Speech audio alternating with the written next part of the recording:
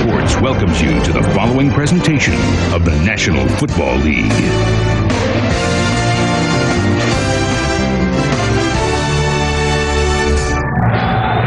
At the Metrodome in Minneapolis, about set to start to see who the fourth team's going to be. They're going to play Atlanta, the winner of this game. Congratulations to Bill Parcells, New York Jets. They'll play Denver next week. The winner of this one will play Dan Reeves, Atlanta Falcons. And congratulations to Dan Reeves and the Atlanta Falcons. We talk about the Vikings having a super year and a great year and a Cinderella team. Atlanta Falcons were the same thing, and what a job Dan Reeves and his coaching staff and his players have done. Well, Dan Reeves, you can't say enough good things about him. It's good to see good things happen to good people, and Dan Reeves is good people. Chris Jackie will kick it off. He's been the hero in Arizona for the last few weeks. They won 7 games in the closing seconds to get here. David Palmer will start handling the ball for Minnesota. Palmer to the 20 and down at about the 19.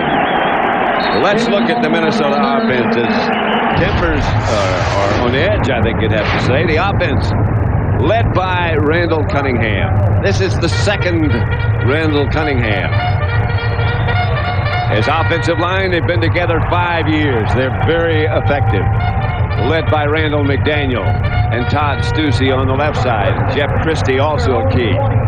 Robert Smith, Charles Evans, Randy Moss, Chris Carter, and Andrew Glover will handle the ball for the Minnesota offensive coordinator Brian Billick. Of course, his name has been mentioned prominently in all the coaching changes from this year. He'll be a head coach somewhere. Cardinals blitz. They almost get to Cunningham. He dumped it. They have said they're going to blitz just about every play. Yeah, they're going to go after Randall Cunningham. That's their defensive line. They'll start with a 4-man front, but they'll make changes, and many changes in that. The 3 linebackers, Patrick Sapp starting, McKinnon and Jameer Miller, who had a big week last week against Dallas. Chavis and Williams, the corners. And Dave McGinnis. He, too, mentioned when people start searching for head coaches. Flags fly. You see Simeon Rice, he was out there, and he was jumping all around because he knows it's against Todd Stussy, the left tackle. False start. Number 73 offense. 5-yard penalty. Second down. Not necessarily a good start for Minnesota. Well, it was an interesting thing that the Cardinals use a lot of 5 defensive linemen. They did it a lot last week against the Dallas Cowboys, and on that last play, that was a 5 defensive lineman. In fact, you see it here. Well, now they're in 4 defensive linemen. Second and 15. Carter comes in motion. Cunningham pass caught by Chris Carter. He was covered pretty well. Yeah, Chris Carter is one of those guys that is a big, strong, physical receiver, and he gives Randall Cunningham so much confidence that you know that once you have this guy here and you just throw the ball in there, that he is going to go and fight and usually end up with it, and that's exactly what he did. He just found the hole in the zone, and Randall Cunningham threw it perfectly. David Palmer comes into the Minnesota backfield. On 3rd down, here come the flags again as the Cardinals jump free play. Pass complete to Palmer. And they're going to take the play instead of the flag, except the play never got started, did it? Yes, it did get started because it would be the defense that jumped. Now, if the defense jumps, it's a free offensive play. If the offense moves, then they blow the whistle. So that, as you said, was a free play. Number 74. You're exactly right. And they went Randall Cunningham knew that, and he just stood in there. And he had David Palmer. You see David Palmer coming out of the backfield. Randall Cunningham stood patiently and threw the ball. Here's the Minnesota version of no huddle. They're up and quickly ready to go. And the Cardinals again come on the blitz, and Robert Smith gets the carry. Patrick Sapp got there almost the same time the ball did. You know, this is the same thing that they did against the Dallas Cowboys. Is what they want to do is get the pressure right in here, right now. If we just start, you see, you want to step up. See how they step up? Then they want to hit the gap. You see, right here, you don't want to give it away yet, but you want to get up there and hit the gap after they have countered you as being back off. And that's exactly what Sapp did. He timed it perfectly. 2nd and 14. Single setback is Smith. Cunningham drops, has time. Pass caught. Chris Carter again struggles for a first down. I think that was one of the things that the Vikings have. As I said earlier, they're going to move the ball around, and they know that the Arizona Cardinals are going to take away Randy Moss. They're putting Aeneas Williams out there. They were playing him with a lot of nickel. So if you're going to concentrate on Randy Moss, what better guy to go to than Chris Carter? There's Aeneas Williams out with Randy Moss. And here's Robert Smith. And he can turn a shortly designed play into a first down, and he does. You know, and that's exactly what we're talking about. You know, you talk about the weapons, and here they go, and they're running, and, you know, I mean, they're throwing out there to Chris Carter, they're throwing the ball to Palmer, and then they say, well, it's about time we get a run in here, and they just hand it to Robert Smith. And watch, not only the running and the vision he has, but the run blocking. This offensive line, the Minnesota Vikings, is the best offensive line right now in pro football. Leroy Horde is down the deep back. He's in there as a load runner and a blocker. And he is a load. Horde struggles for about 4. Andre Wadsworth. Yeah, he said about a month ago, he said, I'm the type of back, if you need a yard, I'll get you 3 yards. If you need 5 yards, I'll get you 3 yards.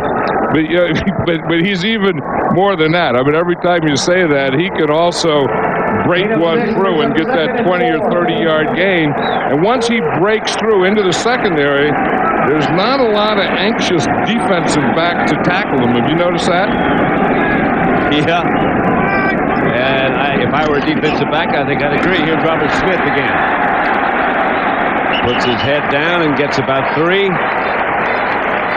This is a fine offensive line, and I think one of the keys, John, we've talked about it often, is that they've been together as a unit for about 5 years. Yeah, and that's where it all starts. I mean, if you don't have that, if you don't have this group right here, then you can have all the Randy Mosses and Chris Carters and Robert Smiths and all those guys you want, but it's very academic, because the first thing that happens is these guys have to block. 3rd and 1. Look who the quarterback is. David Palmer. Could be a direct snap to him. He can throw it as well as run with it. Got the first down. See, what they did is they came in and they switched. They put Randall Cunningham, the quarterback, out as a split left end. And then they put Palmer as a quarterback, and he just got in a shotgun. Here's Randall Cunningham. He's out here, and here's Palmer right here. You see, and they just snap it. They just snap it to Palmer. Now he starts out, and this is going to be a run here. But I watched him in practice the other day, and they also have a pass off of that with Palmer throwing the ball. Shades of the old single wing or the A formation. Yep, you got to watch these Minnesota Vikings, I'll tell you. Smith hit right at the line of scrimmage by Ronald McKinnon. You know, and you know, the thing is, we talk about these Vikings and all the weapons they have, and it all starts with that offensive line. But Brian Billick does a great job of calling this game, too, because he really does. You can have weapons, but if you don't use them and mix them up and become one-dimensional, you're easy to defend. The way Brian Billick is mixing these things up in his first drive is darn near really impossible to defend. Smith is the deep back. Cunningham rolls and gets it out to Smith. Inside the 5 to the 3. Lassiter But as Randall, you know, this is something Randall Cunningham is really starting out this game calm. You know, a lot of times quarterbacks start out and they're a little anxious early in the game. This is a bootleg. He fakes to the left, comes out here to the right, and just that easy touch pass out there to Robert Smith. You know, Randall Cunningham, the way he's playing now, he can throw every type of pass. With feel, with touch. When you have to throw it up and let somebody run in, he can do it. Yeah, but he's so calm. I mean, it looks like everyone is going hyper around him, and he's just staying calm in there. Ford. About the half-yard line. That's the 3 yards he got. You need a yard, I'll get you 3. I would say that they leave Leroy Horde in there again. And, you know, Robert Smith is more of a slasher, and he'll get you the big plays. Leroy Horde is your pound guy that runs inside and gets you that short yardage. Yep. And he's usually the guy, if they run, that gets the ball, or if they don't run, they fake it to him. 9-year veteran from Michigan. 2 tight ends set up this time. Carter stays in. Horde goes into the end zone. Touchdown, Minnesota.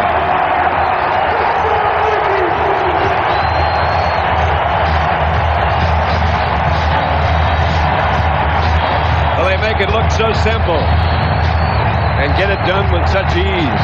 And if you're a defensive coordinator, where do you start to stop them? I mean, this drive was surgery. The Minnesota Vikings did surgery on the Arizona Cardinal defense, and they did it every way you can with darn near every weapon they have, and they haven't even used Randy Moss yet. That's so true. They have a trainload of weapons. 7-0 Minnesota. They took 7 minutes plus.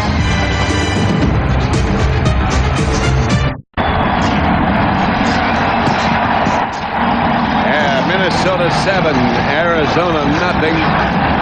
And the dome, as we expected, exploded when Leroy Horde took it into the end zone. These people love these Vikings. I mean, look at this crowd. They're giving them a standing ovation now. They're all waving the white towels. Now we're talking. Line drive kick. Handled by Eric Metcalf. Metcalf up to about the 27, and the Cardinal offensive unit will come on for the first time. 7-0. Vikings over the Cardinals.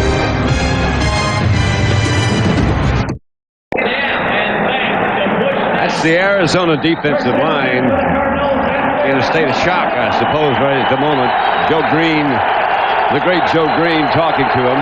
Yeah, because they tried everything on defense and nothing even slowed up that Viking offense. Plummer gives to Adrian Morrell, who can't find any place to go. Let's look at the Cardinal offense. Led by Jake the Snake. He has really come on. Jake Plummer. The offensive line in front of him, Brown, Dishman, Graham, Holmes, and Dexter. And Adrian Morrell deep. Larry Centers, the veteran. They go with the hurry huddle.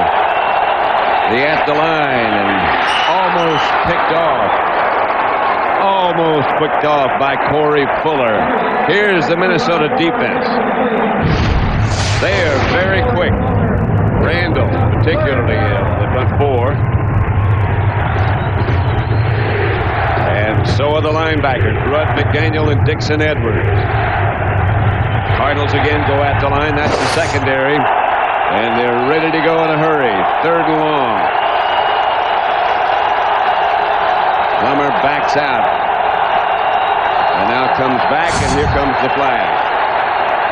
The noise is, no question about it, a factor.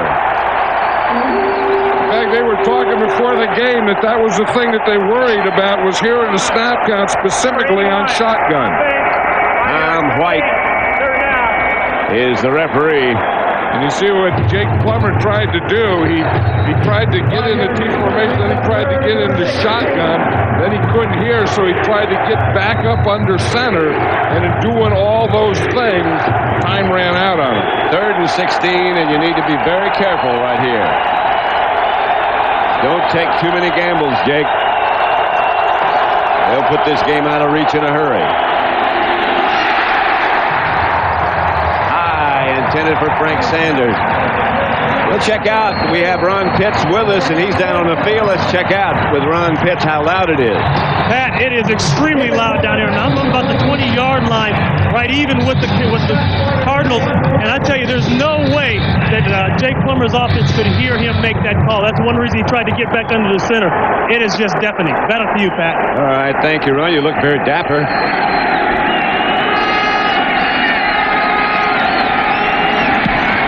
The punt to David Palmer. Scott Player. Palmer handles. Jumps around. He can do some things with the ball when he gets it. Including playing quarterback. Yeah.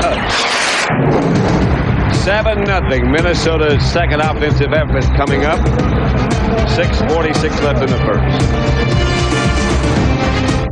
CBS doesn't have it. ABC doesn't have it. Now Fox has a Super Bowl. Well, got a new guy doing promos, Randy Moss. More things you can do, and I'll tell you, what an exciting game that's going to be. I mean, you see in the AFC, we know it's going to be either Denver or the New York Jets, and the NFC, we still got Atlanta, and it's going to be one of these two teams. Robert Smith stopped by Lassiter.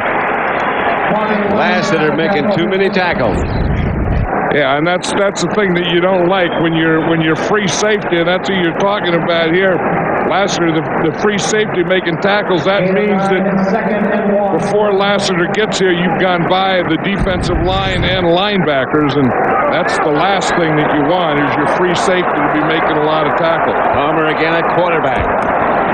And here he goes to the left. He's got the first down at tailback, I guess you'd have to say that is. Yeah, it's the old single-wing tailback. Yeah, but the big thing is Randall Cunningham splits out a left end. He got a little block out there. Yeah. They ran to the side. Watch, here's Randall Cunningham out there.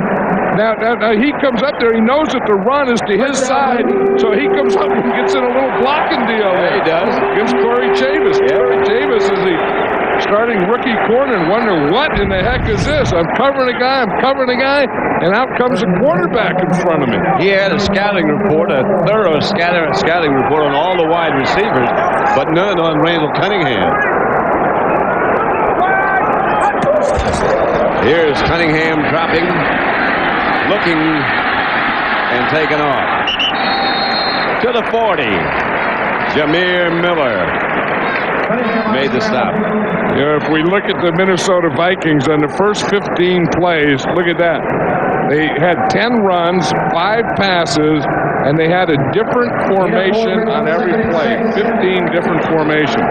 And talking about different formations, the Arizona Cardinals had a nickel defense on that last play on first down. So they're trying to change things up to try to get something to slow up this Viking offense. 2 tight ends set up, 2 wide receivers, 1 back. Cunningham drops. Gets it out to Smith. Gets a couple. Yeah, this is the difference, I think, between regular season and playoff with Robert Smith. Remember during the regular season we were talking to him and said, everyone talks about all my injuries and I've had all these injuries. And he said, I've narrowed them down that they're all on the sideline and it's fighting to stay in bounds. All my injuries have been out there. So now when I get close to the sidelines, I manage that and just go out of bounds. Now on that one, he put his head down. Yep. He didn't go out of bounds. But he said every injury has been on that type of play that just happened there. But these are playoffs. These are sudden death. That's Palmer in motion, and this is Cunningham out to David Palmer, and he gets a first down for Minnesota. You know, every time we see David Palmer play, he makes a couple of big plays in the game, either in the kicking game or a play like this. Here he is in motion. You see, he started in the backfield. He goes all the way out there. Now he's going to get on a corner. And you think, well, you're not going to throw him that ball. But, of course, the corner is Corey Chavis. He drops off and leaves Palmer wide open. Poor Corey Chavis, he's out there, you know, he's looking to play a wide receiver all day, and then the last 2 plays, he's had a running back and a quarterback. Now he's got Robert Smith. That's Charles Evans carrying the ball, the fullback, and you don't want to hear much of that. Evans doesn't carry it much. The thing about David Palmer, he can do anything. He returns kicks, of course. Be a quarterback, as you said. And once they figure out how to get the ball to him, and they do a good job of that, he can do a lot of things with it. As you said, he can throw it. And I think every game that we've ever done, every Minnesota Viking, he's come up with at least one real big play. Yep. That's Todd Stussy again. Well, you hate to heap so much praise on one guy, David Palmer. No, you don't really hate to, do you? No, you like to. Sometimes it's good to heap praise. Remember the Dallas game, Thanksgiving game, Thanksgiving Day. He had 2 long returns called back.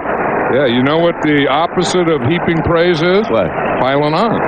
And you don't really need piling on praise. No, just piling on. Yeah. Like if something's open, you got an open pile where someone is vulnerable. For example, the officials this year. Yeah, very vulnerable. So it's very easy to pile on. Yes. The opposite of piling on is heaping praise. Well, the officials, you're right, haven't gotten a lot of heaping praise this year. A lot of piling on. Cunningham hits Chris Carter. And Carter stretches to try to get the first. Again, stopped by Lassiter. And again, Aeneas Williams is out there, and he's on. All the coverage is going towards Randy Moss.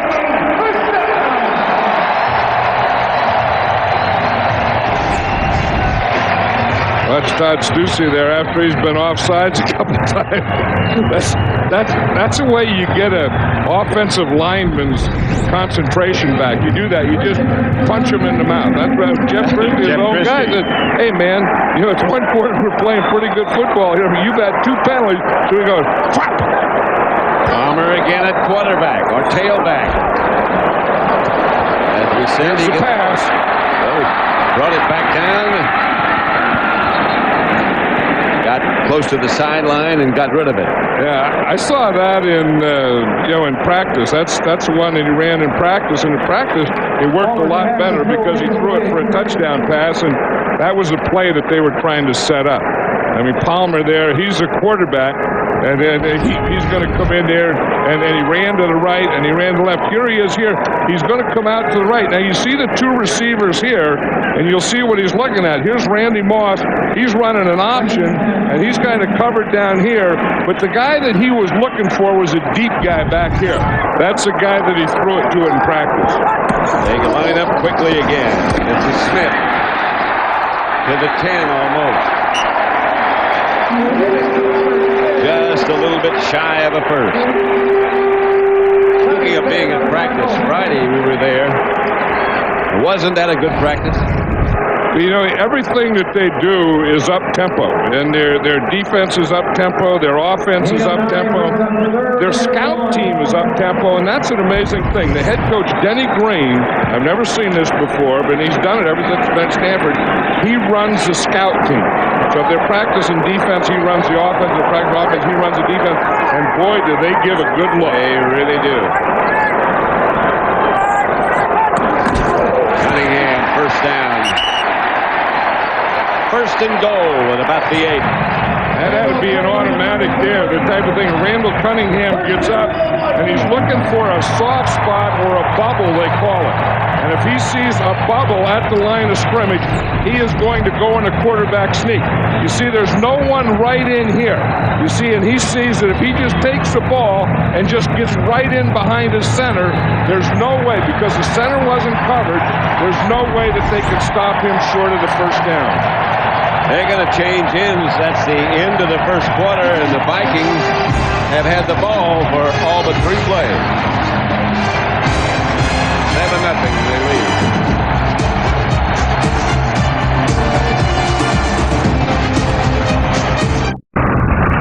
That's a beautiful mansion. Looks familiar. Yeah, it was great. We had dinner there the other night with the new governor of the state of Minnesota, Governor Jesse Ventura, and Jesse and his wife Terry invited us to dinner. It was great, wasn't it? We had help, man. We had a great meal, great visit. Cunningham has the pass picked off in the end zone by Aeneas Williams. Out to the 10. Got some room now. Knocked out of bounds by Leroy Horde. Yeah, we were talking about that Randall Cunningham hadn't thrown the ball to Randy Moss yet. And again, Aeneas Williams is man-to-man on him. Here's Randy Moss here. Here's Aeneas Williams. He's going to try and throw the slant. You see Aeneas Williams starts up, then he backs off, and then the slant, he jumps the slant. Yep. He undercuts it. He knows that it's a slant because he can't go any deeper. He's in the end zone. So the minute that he sees this thing, you see he just jumps underneath it and comes up with a great interception. They've stayed away from Aeneas Williams. They finally went to him, and look what happened. The Cardinals have the ball. They ran only 3 plays in the first quarter, had the ball only 54 seconds. Plummer, incomplete, no flag. And here comes one. There is a flag. Well, until right now, their total yards has been -1. I think Randall Cunningham, when you saw him talking to Randy Moss here, he was talking, Number 27, defense, that'd be a first down, spotted a foul. Corey Fuller. Every wide receiver is always open. I think he was probably saying that he was open. Here's Corey Fuller here, and you can see that looks like good defense to me. I mean, I know that the rule is that you can't touch the guy when the ball is in the air, but Corey Fuller looked pretty good on that play. The Cardinals again start from the hurry-up huddle. And they almost don't get the play call before the clock ran out. There's a flag on the play. You see who got that penetration is Jerry Ball. Boy, is he a first down defensive player. And is he quick to be so big? So quick he was offside. He lines up. He takes all the ball that he can, all of the football that he can. Ball takes all the ball. Number 96, defense, 5-yard penalty. And Jerry Ball doesn't do a lot of stupid things. And he's saying that the ball moved. And here's Jerry Ball right here. And he's saying that the ball moves. It was the center's head. The ball didn't move. Ball did not move. No, he was wrong on that. It was the center's head that moved. Plummer.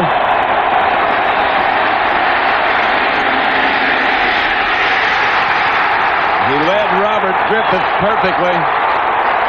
And Griffith of the Vikings brings it back up to about the 45. Robert Griffith is the strong safety who also plays corner on nickel. That time he was trying to throw the ball deep to Frank Sanders. I think Jake Plummer held the ball too long. Robert Griffith is another guy, a defensive player for this Viking team, that every time we see him comes up with big plays. Every time. Jake Plummer again, he's bootlegging to this side. See, he was going to throw to the right. Then he comes across his body to a secondary receiver. Robert Griffith was right there. See, here's Robert Griffith here, and the reason he makes the interception is when the tight end blocks, he's free. So he just drops right back here. Frank Sanders ran a crossing pattern, and Griffith comes up with the interception. See, the tight end block, so Griffith just keeps getting depth, and Frank Sanders really ran the pattern right into him.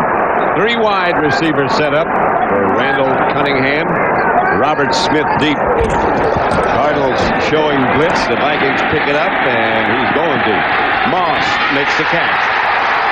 Inside the 20, the remarkable rookie, Randy Moss. Yeah, he was telling us the other day that he says, if I'm even with the guy or in front of him, chunk it out as deep as you can. If the guy is in front of me, then just throw it short. And you see Aeneas Williams was in front of him, so he threw the ball short, and Randy Moss came back and get it. You see, if the guy is on that side of you now, that's a new thing that they added. Yep. Beginning of the season, it was just let me run and you just chunk it deep, dog. And now it's I'll run and you chunk it deep, dog. Unless the guy is in front of me, then you throw it short and I'll out jump him. And that's exactly what he did. Actually, it's pretty good coverage by Aeneas Williams. Well, it was real good coverage, but again, Randy Moss and Randall Cunningham, that's an added thing that they've had in the last 3 weeks. Minnesota timeout. All Madden, baby. Now you're talking, baby. You're talking, baby. You're talking. And that's John Randall talking. Sunday, January 24th, it's the blockbuster 16th annual All-Madden team. We've seen some great players this season. We've picked this All-Madden team. It's a football Madden style, so don't miss the blockbuster 16th annual All-Madden team at 3 Eastern, 4 Pacific on Fox. And you can bet that there's going to be a lot of players off this Viking team on that team, including the guy that was said, "Now you're talking." John Randall. Yeah. You don't pick an All-Madden coach, do you? I have, I mean, we've had everything, from time to time. We've had, we've had coaches, we've had kickers, no kickers, we've had animals, we've had kids, we've had guys that climb ceilings. And I remember one year I was the kicker emeritus, and next year I didn't make it. Well, the All-Madden teams knows no boundaries. Smith nudges it down to about the 15, picked up a couple. Yeah, but that was, that catch again by Randy Moss was the one that he was telling us about, that he could get even with anyone and he could get by anyone unless the guy just ran deep. So he had to add the third thing. If the guy just runs deep and doesn't let me get by him or even with him so I can get by him, then just throw it short and I'll jump up and get it. And that's exactly what that play was. And that's what he does. Cunningham. Incomplete. Had a chance to be picked off by Jameer Miller. Yeah, but what time he had. I mean, Randall Cunningham looked to his left. I mean, you talk about read and progression. Watch his time. He's looking to his left, pumps to his left, comes back to the middle, pumps to his middle, looks to his right, and finally throws to his right. If you have that kind of time, you either have outstanding pass protection, or you have a very, very poor pass rush. And if Jameer Miller didn't stick up his hand, Robert Smith was open. That would have been complete. Look at Simeon Rice down here. He's going against Todd Stussy. He hasn't gotten close yet. Stance looks good. Touchdown. Andrew Glover, the tight end. And we haven't mentioned him yet. We haven't gotten to him.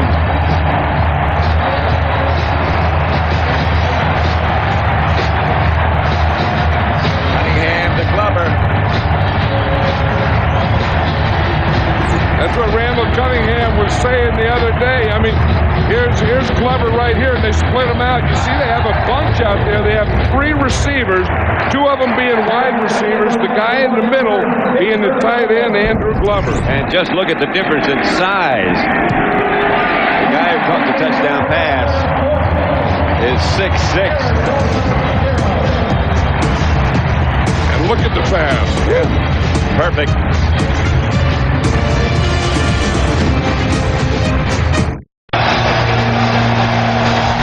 Minnesota 14, Arizona nothing. Second quarter. But this ball usually for Mitch Berger usually goes in the end zone or through the end zone. This one can be returned by Metcalf. But maybe it was a mistake. Chris Walsh down to make the stop at about the 15. Arizona minus 1 yard, and the Vikings rocking and rolling, 14-0. Tonight, 1st and 10, Arizona at their own 16. Jake Plummer, pump fake, intercepted. Robert Griffith again, his second interception. They won't even have to move the sticks because the Vikings will have it inside the 20, first down. Robert Griffin, we were talking to him the other day, and he said that he lost 8 pounds to play this game because this game is more about coverage for him than it is playing against the run. And I'll tell you, those 8 pounds that he dropped, he's playing today at 192, has really helped him. Here you just see he's just free. And he's just sitting back there and he's reading Jake Plummer. That was not about a great interception. That was about a poor or high pass. A high pass by that man, Jake Plummer. 1st and 10, Minnesota at the Cardinals 16. And this Viking defense has really rattled Jake Plummer. You can just tell that. I mean, he has no rhythm. He has no confidence. He has nothing yet.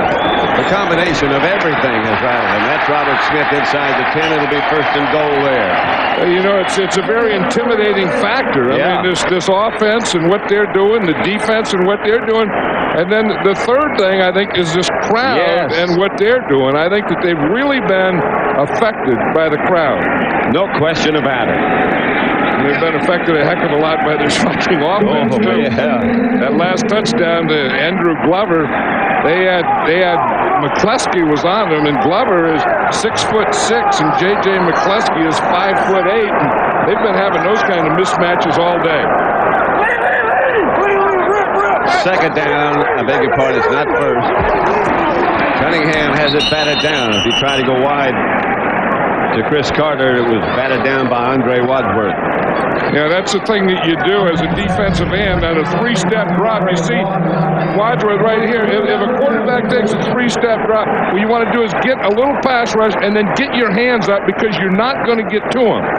Now watch Andre Wadsworth out there. You see he just starts up the field. He's not going to get to Cunningham, so the next best thing is jump up and take a lane away from him. Third down.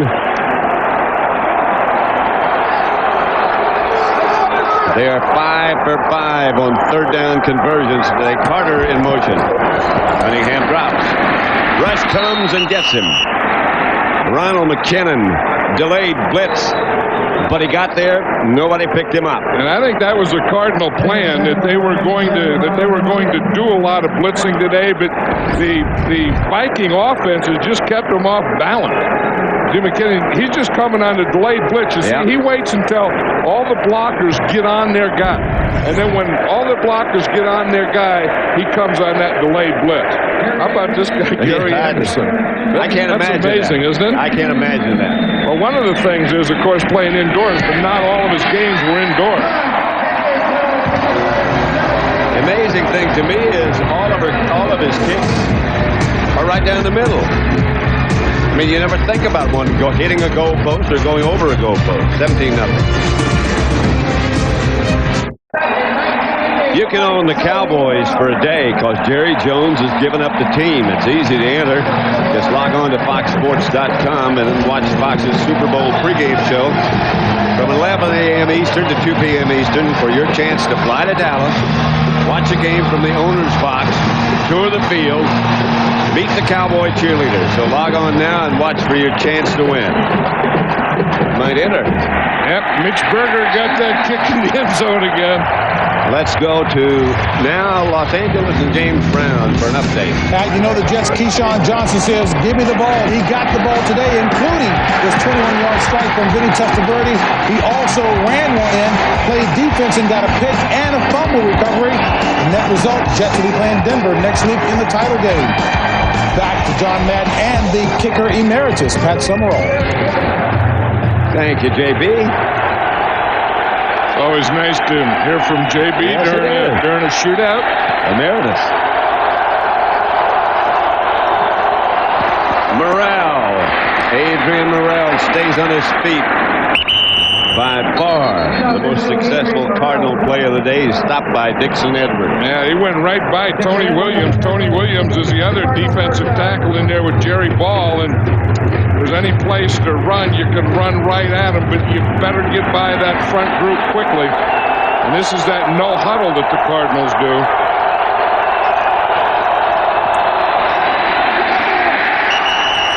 Morrell again, no gain. Stopped by Ed McDaniel. He's had a great year. Yeah, you see, we can see this at the line. And in fact, the Cardinals started to do that. Then they decided to go in a huddle. Jake Plummer has two signals. He can either signal to huddle up and they come back, or he can signal at the line. The first one was at the line. This one was a huddle. Ron Pitts said they had decided to go on a quick count to try to take the crowd out of the game. Plummer outside Larry Centers. Centers outside the 40. about the 41. And Jake Plummer has to get something started, and that's it. I mean, that's the first pass that he completed. And, you know, any quarterback, you know, I mean, it's easy to say a young quarterback has to do that to get confident. I think any quarterback has to get that first completion. You'll get something to build on. And when you're in the, you know, second quarter and you still hadn't had your first completion, you start to get a little frustrated. And I think that happened to Jake Plummer, or it is happening to Jake Plummer. They need 3 for a first. Jake goes on the fade pattern to Rob Moore, and he'll get the first. Yeah, see, anytime you see a press coverage, that could be an automatic. Now, here's a press coverage right here. And you see he gets right by Hitchcock. That's a heck of a move by Rob Moore. Yeah. Not making the catch, but that move, that swim move, in fact, that's a defensive line move to get away from the press corner because you know that you're going to get that quick up. And they hurry up again. Morrell gets away from one tackler, gets the ball ahead, stopped by Tony Williams, but gets 3 or 4. Now we can see the at-the-line huddle right here. You see all the guys come in. Jake Plummer tells them all what to do. Now they go out to their assigned position. They give them the formation and the play. Ready to go with more than 20 seconds left on the play clock. Morrell. Loss. Flag on the play. Yeah, that's the good news of that fast-paced offense is that you can get up and you can get a lot of plays off, but if you don't get first down, then it works against you because what it does is it brings your defense right back on the field. And they don't get much time to rest. Number 90. Offside against Minnesota. Derek Alexander. Mark Trestman was saying last night, and other members of the Cardinals staff were saying, Foge Fazio handles the defense for Minnesota. Yeah, you see what Foge is doing there is he has the wristband. Now, if they use the at-the-line huddle, he's going to use hand signals. If they get in the huddle and he has his normal time, then he calls those defenses off of that wristband. Deep is Morrell. Plummer, incomplete, flag on the play again. I started to say, Mark Trestman was saying that this hurry up, this at-the-line business fits the personality of Jake Plummer. The Vikings were in a zone blitz. Derek Alexander dropped out. Number 96 defense lined up in the neutral zone. The 5-yard penalty. That's Jerry Ball.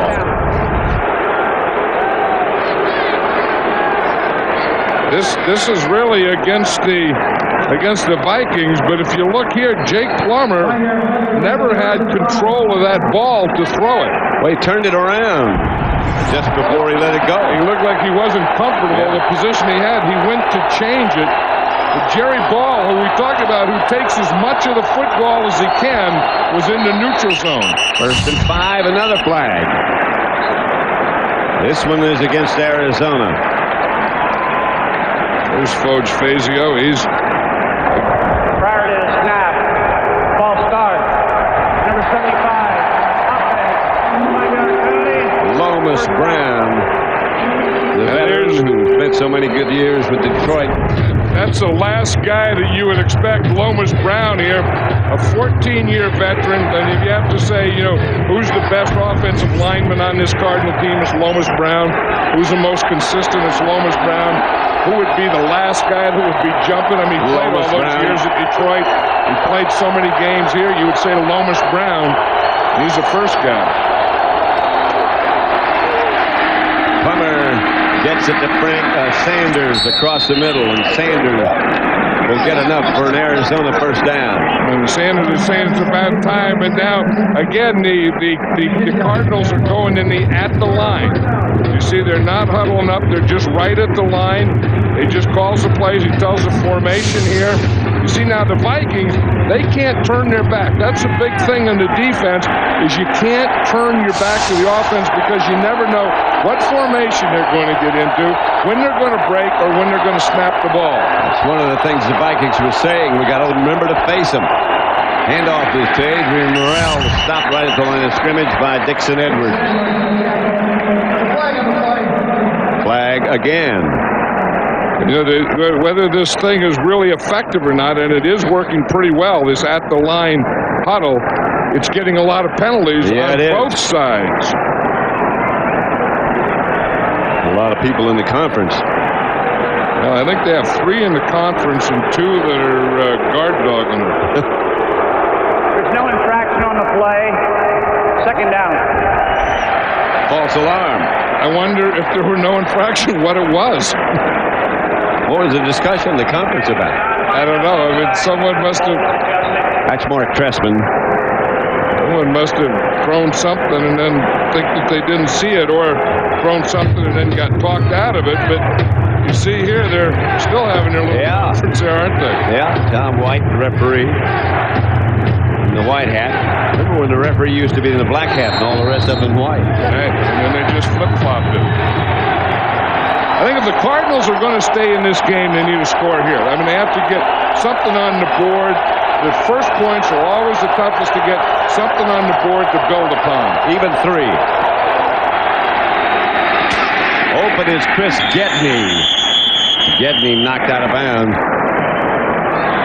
Because that's one thing, Jake Plummer, can do it. Remember when we did the Dallas game and the Cardinals didn't look good at all in the first half, and then the second half they came out and just opened up, and they did it a lot with this no huddle, with this quick pace. And Jake Plummer loves this type of thing. Here you see both coordinators there, Coach Fazio on the right calling the defenses, Mark Trestman on the left calling the play. Orlando Thomas pulled his right hamstring, is out of the game. Bass has taken his place in the Vikings secondary. Here's Jake Plummer dropping. That's to Larry Centers, and he gets inside the Viking 5. It's interesting how Jake Plummer hadn't completed a pass his whole game, and he hit that first little thing out here to Larry Centers. And that got him off the schneid, or whatever you call that. That got him started. That got Mark Trestman right here into some kind of groove and calling plays. That put Coach Fazio a little on the defensive, and the flow is starting to change right here. Or started to change on that first reception by Larry Centers. Plummer's 5 out of 5 on this drive. Knocked in the air, incomplete, a flag on the play. Corey Fuller hit Rob Moore a little bit too early, in the opinion of the officials. Well, that was that slant, and remember how Aeneas Williams had played it earlier. Corey Fuller tried to play it like that. Pass interference. Number 27, defense. Foul occurred in the end zone. The ball was placed on the 1-yard line. First and goal. You see, here's Corey Fuller here. He's right here, so he's going to come in, and he's looking in at the quarterback. You see, when he tries to get inside, right there's a little bump on Rob Moore. Did it with his body. And you see what Aeneas Williams did. Aeneas Williams undercut that thing and got an interception.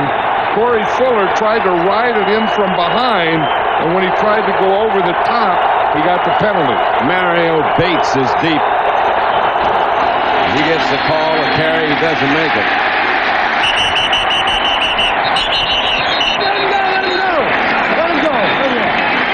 Let him go, they say.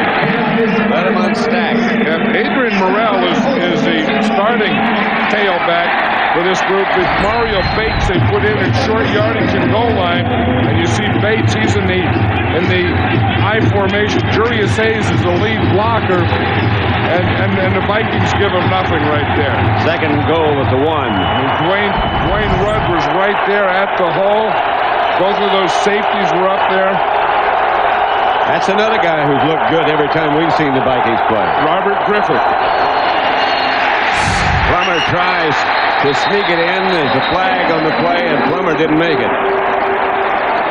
Who was that flopping there in the ground? And that'd be John Randall, but it wasn't. It was Jerry Ball, I think. I want to see that. Well, it was Tony Williams, I guess. That's a tough penalty. 5-yard penalty. Second down. Lomas Brown. Yeah, they call it again on Lomas Brown. No, that's not Lomas no, Brown. It's not. I'll tell you who it was. It was a guy next to Lomas Brown who was Mike Devlin. He's a backup offensive lineman, comes in on goal line. Playing tight end. And plays tight end. What a tackle on Jake Plummer. All that's going to do is knock him back and get him out of a running situation. 4-3-9. Going to reset the clock. They lost 2 seconds. But that they also lost a run position. 39 seconds. Thank you. Because of that penalty. So now I would think that on second down that this would be a passing play. The Cardinals are in 4 wide receiver look. Plummer, quarterback draw. Gets back to about the original line of scrimmage. And that's not a bad idea. You know, he just reads the box. And he goes in and he goes 4 wide receivers. And if there's 5 men in the box, you see they got 1, 2, 3, 4, 5, then he's going to run the ball. If there were 6 men in the box, he would pass the ball. He just had too far to go. Had he needed about 3 or 4 yards, that would have been a touchdown. But he needed about 5 or 6. And that led, that extra couple yardage gave him the time to react to it. 3rd and goal at the 1. Bates is deep. Plummer's going to throw it. Does throw. Incomplete.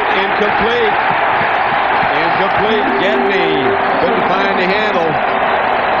Thought he had it for a moment. Well, Jake Plummer finally got something going. The Cardinals got into a roll here, so now they can start playing offense. Gedney is a backup tight end, and they like him in the passing game a lot, and they throw to him. That's a perfect pass. I mean, he was right there. Jake Plummer threw it exactly where he had to. Chris Gedney just dropped the ball. No field goal. I can't believe this. You don't have to do this early in the game. Adrian Morrell is deep. Fake is to him. Jake Plummer looking. Got to throw it to somebody and throws it out of the end zone. The Vikings stop them from scoring, but there's a flag on the play. Yeah, and I've always said that the toughest points to get are the first punch. You always get on the board. I can't see them going for that on 4th down. Personal foul. Roughing the passer, number 57. Get the quarterback out of bounds. That'll be a first down. Wow. Look at this. Jake Plummer throws that ball. Dwayne Rudd comes across. Watch Rudd. He's trying to avoid that. He's not trying to hit him, or at least he put his arms out like he was trying to avoid him, but he did hit him with his chest. Ooh. Cardinals dodged a bullet there. I mean, this is going to be a tough call. Yeah, that is a tough call, but the thing is Rudd could have stopped. I mean, he put his hands out there, but he could have stopped. The key to the whole thing, I guess, is that was 4th down. Now it's back to 1st down. They got 4 more pops. Yeah, and the mistake that the Cardinals made, they got erased. They had an eraser on that pencil. Oh, boy. Do they ever. Bates gets in the end zone. Touchdown, Arizona. You saw Vince Tobin signal go for the extra point. Don't go for 2. Yeah, well, they finally got on the board, and Jake Plummer is getting some confidence now. The offensive line has some control. They got a break by getting that penalty when they elected to go for it on 4th down, and now they're back in this game. Yeah. But again, it all started with that little pass to Larry Centers. And that's why Larry Centers is so important to this Cardinal offense and always has been. 13 plays, 80 yards, 7 minutes, 52 seconds. That was the second play, the play you're talking about. Second play of that drive. Flags on this play. And isn't it something how the tempo of this game has changed when the Cardinals went to that no huddle? It changed the whole tempo, and we've had about 7 or 8 flags since that point. And how about the noise? Listen, the crowd has settled down. 94 offense, 5-yard penalty, retry. Well, that's always been the way to take the crowd out of there, is to do well, because if you're doing well, if you're the visiting team and you're doing well, then if the crowd yells, they're yelling for you. Chris Jackie hit the extra point. Now he'll have to do it from 5 yards further back. Since they changed the pace on this game, it's gotten a little sloppy, hasn't it? Yeah, it has. More competitive, but more sloppy. It's a game instead of a blowout. And the extra point by Jackie is good, and it's 17-7.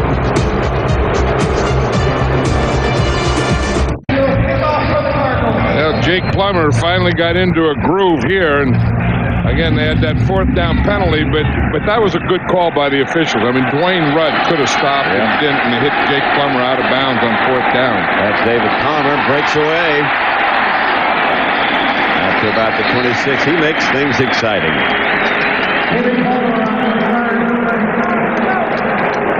There's Dwayne Rudd there, and I think, he probably knows it, because when he hit him, I mean, it was after Jake Plummer had gone out of bounds, and he put both hands out, but that doesn't mean just because you put both hands out that you can hit him. Plus, he had already thrown the ball. Yeah, and the ball was gone. He was out of bounds. Everything was wrong with that one.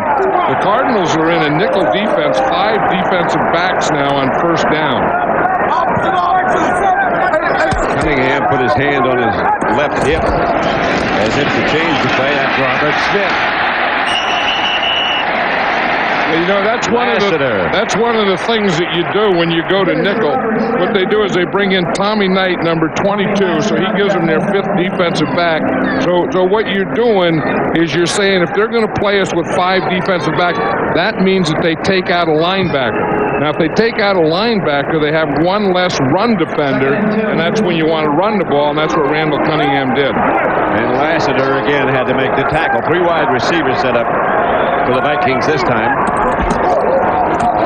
And gives to Smith. Smith all the way inside the Cardinal 40. That's the way to get them out of nickel. If they want to play nickel on regular downs, you just run at them, and that's exactly what you watch. Tommy Knight will go out of here. Here we just see Robert Smith here, and we look at the block. You see Jeff Christie does a great job. Not a good job. He does a great job of getting movement on the nose tackle. Because if you can get stop penetration, that's good. If you can get a little movement, as he did there, it's going to be really good. 1st and 10, Minnesota. Cunningham to Horde. And Leroy Horde hammers down. Stopped again by Lassiter. The 2-minute warning signaling the end of the first half with the Vikings leading by 10.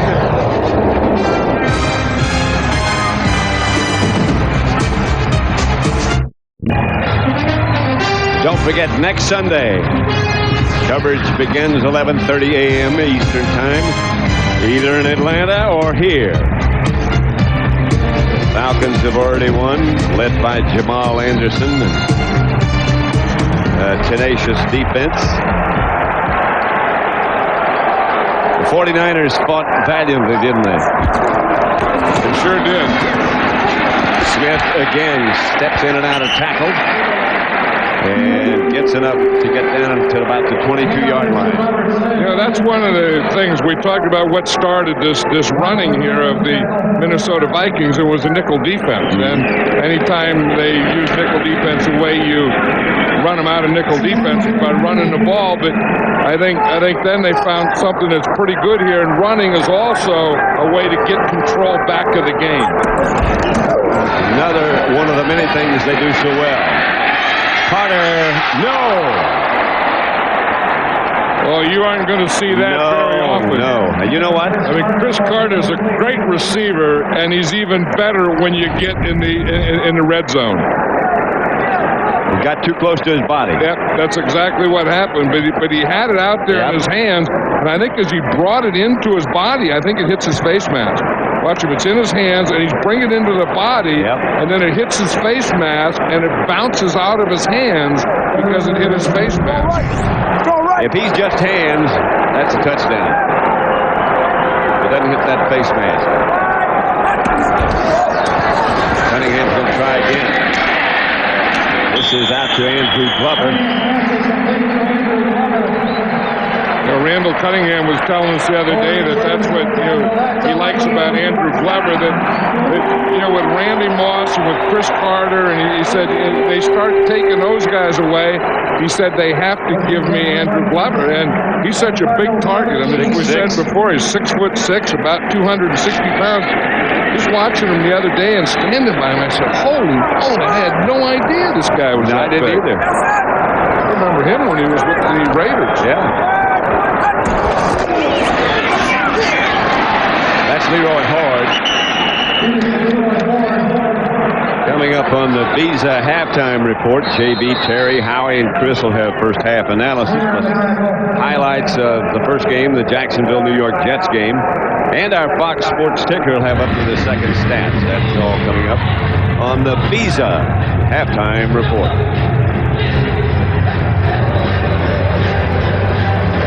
I'll tell you, this Minnesota Viking team has really had the way with this Cardinal defense. And again, we've talked about the running back, Robert Smith, and then they go to Horde, and they have Palmer back there and the wide receivers. But again, it all starts with this offensive line, and they've really had control there. We showed what a great block that Jeff Christie made in there in the middle, but that whole offensive line has had control of that defensive line of the Cardinals this whole game. So much so that Lassiter, the safety man, has made 10 tackles already.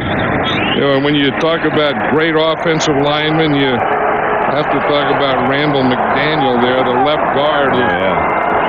He's like in the Pro Bowl every year. Here's Cunningham, gets away from one blitzer. Wadsworth gets the ball out to Horde. And Horde, touchdown. A delayed call. I think the official who was looking at it lost his whistle for a moment. That's where Randall Cunningham has always been so tough, is rolling out, scrambling to his right. This isn't a design play. He just gets out of that pocket, buys time, gets out there, and then he gets another look at stuff. He gets another look, and look what he finds. Leroy Horde, and Leroy Horde just got that ball inside the pylon. High ball. Enos Williams down.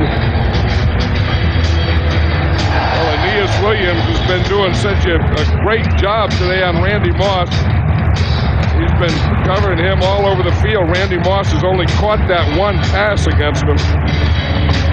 We talked about Randall McDaniel. Watch his block on that. I mean, watch his pass protection. I mean, he is so strong that he can just stand up and get his hands underneath you. And there's no way that when you get in that push, he just gets his leverage, and his arms and his shoulders are so strong that he just stops you. Has a very little push, and right now is stopped. Very unique stance. Yeah, that was from when he had a bad angle, but you see the big thing on that play was Randall Cunningham. Yep. I mean, buying time, getting out there, getting another look at it, and finding Leroy Horde. 8 plays, 74 yards. The Vikings. Gary Anderson will try the extra point. And again, he hasn't missed a kick of any kind. Extra point or field goal. There's only one word for that, isn't there? Yeah, there sure is. Don't forget, again, coming up on the Visa halftime report, JB, Terry, Howie, and Chris will have the analysis of the first half. Highlights of the Jacksonville, New York Jet game. Our Fox Sports ticker will have up to the second statistics. That's all coming up on the Visa halftime report. Randall Cunningham. He is like, well, not only a new man, a different man. And you know, he's doing it so calmly that he makes everything look easy.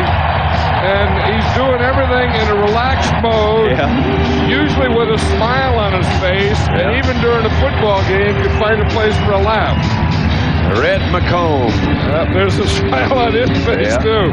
I'll tell you, what an addition he's been to this Minnesota Vikings franchise. I mean, he came in and bought this team, and they were kind of in turmoil, and he took over and said that he's the guy, and he's the one owner, and gave Denny Green a contract extension, gave all his assistant coaches new contracts. and put some organization back into this organization. Some stability. The Minnesota Vikings needed Red McComb. The NFL needed Red McComb. And he is really, really having a good time. How could you not? Yeah, I mean, he first took over this team and said, I don't see how we can lose a game. We may win them all. And he hadn't seen him lose a game. Yeah, they've only lost one, and he wasn't there. Red said, heck, this NFL's easy. Yeah. Paul Tagliabue, the commissioner's up there with him someplace, I think. Berger hammers it out of the end zone.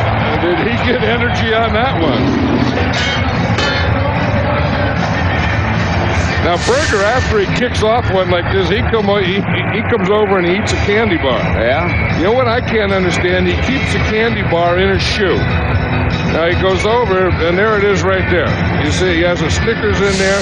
He takes a bite of Snickers, but, you know, in all the years then he that puts I it coached, back in the shoe. I know, but of all the years that I coached and all the teams that I had, any time that a guy would have a candy bar, someone else would eat it. I don't know why all the other players leave him alone. Why some guy... Because it's in his shoe. Yeah, but that's rap. I mean, who's candy in a football game?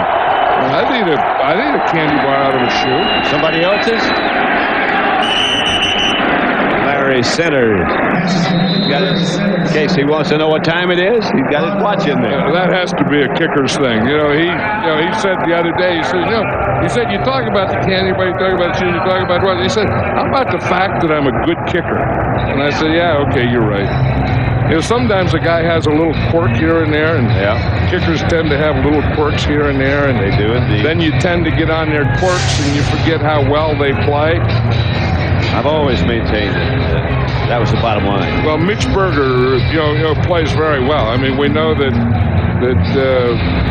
he gives them such good field position. I mean, when he kicks the ball off, the best friend of a kickoff coverage team is a kicker that kicks the ball into the end zone. And that combination of Mitch Berger and Gary Anderson is something on this Minnesota Viking team that doesn't even get talked about. By the time you get through their offense and a few defensive players, you never get into the fact that, hey, these kickers are also the best. Well, how much... there they are, and that's what they've done this year. That includes today. They have 42 touchbacks. That means the ball is kicked in the end zone and they don't return it. And Gary Anderson, like I said, was only one word for that. Yeah. You got it. Well, how much time, I started to say, how much time do the special teams spend on the field? They say it's about 15%. Didn't George Allen figure that out one time? Yeah, I mean, or more than that, I think. But, and it has to be given equal time in all areas. Jake Plummer, receiver, the intended receiver, fell down or was tripped. It was Rob Moore. It was funny how the Vikings, took back where they let the Cardinals, get a little play, get a touchdown, kind of get some rhythm going, and then they took back control of the game, and the way they did it was with their offensive line and the running game. And then that rested their defense because of the long drive. Now the defense can come in there, they're fresh, they can go after them, and all these things is what team play and chemistry is all about.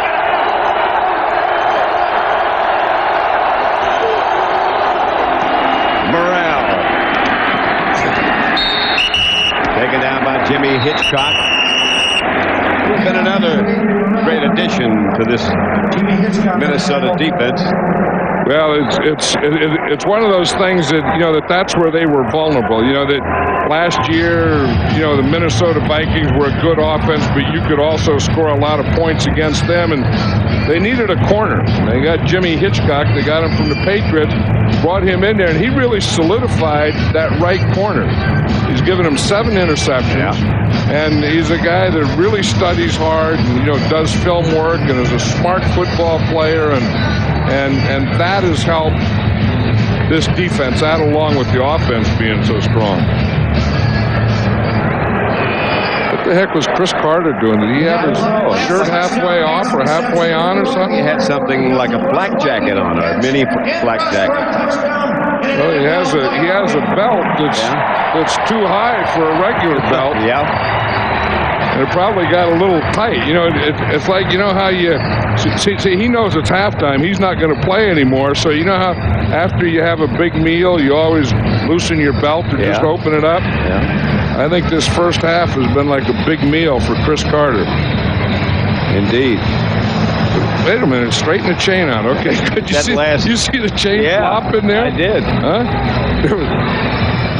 Scientific game. There was a chink in that man's armor. They talk about computers and something's wrong with the chain. It's more than it looked like when it was out there before they got the chink out. I think there's a couple extra links in that chain that they that they put the thing too far up.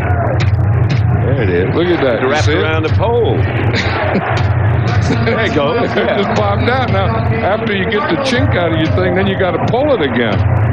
That could be vital. It could be very vital, but that's just halftime. That's the end of the first half with the score. The Vikings 24. The Cardinals 7. This Fox NFC Divisional game will continue with the Visa halftime report after these messages and a word from your local Fox station.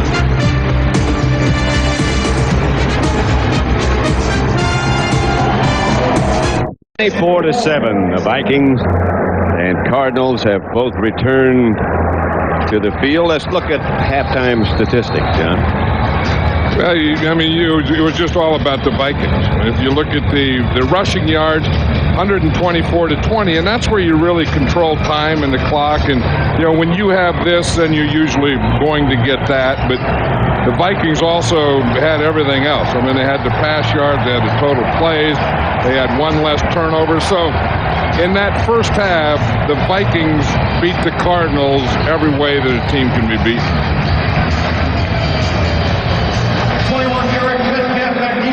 Quarterback comparison. Plummer 6 out of 12. Cunningham 11 out of 16. 2 touchdowns, 1 intercepted. Jake's had 2 intercepted. Excuse me, go ahead. No, I was just going to say that's a halftime comparison, but really Jake Plummer didn't even have a completion in the first quarter. So those numbers were Jake Plummer's passing numbers were about second quarter numbers. And one drive almost. Let's go down to Ron Pitts now on the sideline.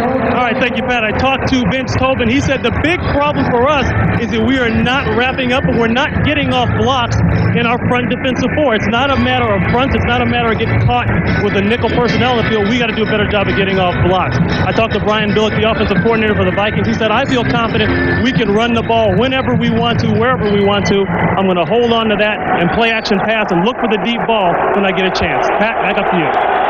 Well, the Vikings certainly made like Brian Billick knew what he was talking about. That's Adrian Morrell. Hit by Derek Alexander. Picked up about 3. And part of that Vince Tobin was talking about, that his defense has to get off blocks. I think you can say the other side, like we said in the first half, that Minnesota offensive line has done such a good job of not letting them get off blocks, of sending them, putting them back and getting angles and doing all those things. They were almost perfect except for a few blitzes. Those guys keep burrowing. It's going to be tougher to get off blocks. Pass caught by Metcalf. And he's going to be short of a first down by about 3. Corey Fuller really played that one well, Pat. I mean, that's the thing that you want to do. You want to be under control, and you want to have your knees bent. Watch Fuller out here in this tackle. Metcalf catches the ball in front of him, but watch how he breaks down, bends his knees, doesn't go for anything, just keeps his head right in front of his numbers, his head up, his eyes up, his knees bent. That was a perfect open field tackle. 4 wide outs. Good blitz time if you're the Vikings. They don't bring it. Eric Metcalf made the catch and picked up enough for Arizona first down. Now we see Jeff Plummer. Jake Plummer. He's saying that he wants, to play, and he wants it quickly because he doesn't want to, he wants to get back into a rhythm, and not let the defense get into a rhythm with him. So he has that quick huddle. Now he gets up to the line of scrimmage with plenty of time to look at what this defense is doing. Plummer drops. Screen pass. And Jerry Ball stayed with it. Larry Centers caught by Jerry Ball. You know, that's one of the things that I've noticed this year, that defensive tackles are really playing screens. We're seeing more screen passes in football, and defensive tackles are playing them better than they ever have. You know, that the minute that they see screen, instead of continuing to rush the passer, they're just running straight down the line, and they're meeting the receiver right at the line of scrimmage. Morrell. Adrian Morrell, midfield. Derek Alexander. See, Ed McDaniel has to make that play because they double-team Jerry Ball. And that's the old thing, that if they double-team Jerry Ball, then Ed McDaniel has to make the play. If they single-team Jerry Ball, then he has to make the play. Watch Jerry Ball. See the double-team there? When they get double, Ed McDaniel has to be free. Ed McDaniel ran out in the 5-hole, and the ball was run in the 1-hole. Morrell cuts it back again. Gets to the Viking 43-yard line, 44, call it. Yeah, that was the thing that, you know, I'm sure that they talked about in the locker room at halftime is that we can't become one-dimensional. Even though we're down 24-7, we just can't go out and pass every down. We have to get some running to keep the defense playing two-dimensional football. 2nd and 3. Caught by Johnny McWilliams. If you look at again at this on-the-line huddle, you see the Cardinals are now. That means, now watch the defense. They can't get in a huddle either, and they don't want to turn their backs. You see, they all want to be looking here, and they have to be able to get the signals from the sideline, not off the wristband. Plummer still yelling. 1st and 10. Back to Morrell. Flag on the play. John Randall. I thought I heard a whistle, too, Brad. I thought I heard a whistle before the ball was snapped. In fact, if it's against the offense, we did hear Prior it. to the snap, false start. Number 64, offense, 5-yard penalty. First down. James Dexter, who's been playing pretty well. Yeah, he has been playing pretty well, and that's a funny time to have a false start because he's the right tackle, and the ball was being run to the left side away from him. Usually the guy that jumps is on pass protection, or the guy where the ball is being run at his hole. 3 wide receivers set up. Jake Plummer drops and throws. Pass is caught. Maybe it's bounced. But the official says it is a catch. Rob Moore. The official was right there, and he was saying, good catch. This is one of the things, you know, that a lot of quarterbacks will not throw to receivers, but throw away from defenders. Yep. And I think that's exactly what Jake Plummer was doing there, and he says that he does that. You know, throw it in a place where you hope your guy can catch it, but you know that their guy's not going to. 2nd and 4. That's Morrell. Stopped by Tony Williams right at the line of scrimmage. I'll tell you, the guy that really stopped it was Dwayne Rudd. They were trying to get a lead on him, and he stopped Larry Centers. Watch Dwayne Rudd here. When he sees this run coming, he is really going to hit this thing, and he gives him no hole there. See him hit it there and take on the lead block? Yeah. And now when he did that, that forced the ball back to the inside. 3rd and 4. Rudd blew that thing up.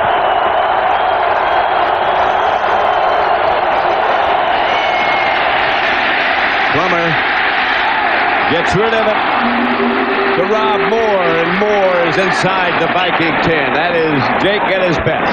Yeah, that's why they call him Jake the Snake, because he's never out of it. And that's the way he plays. I mean, he's always having fun, and he's a guy that the ball is always alive.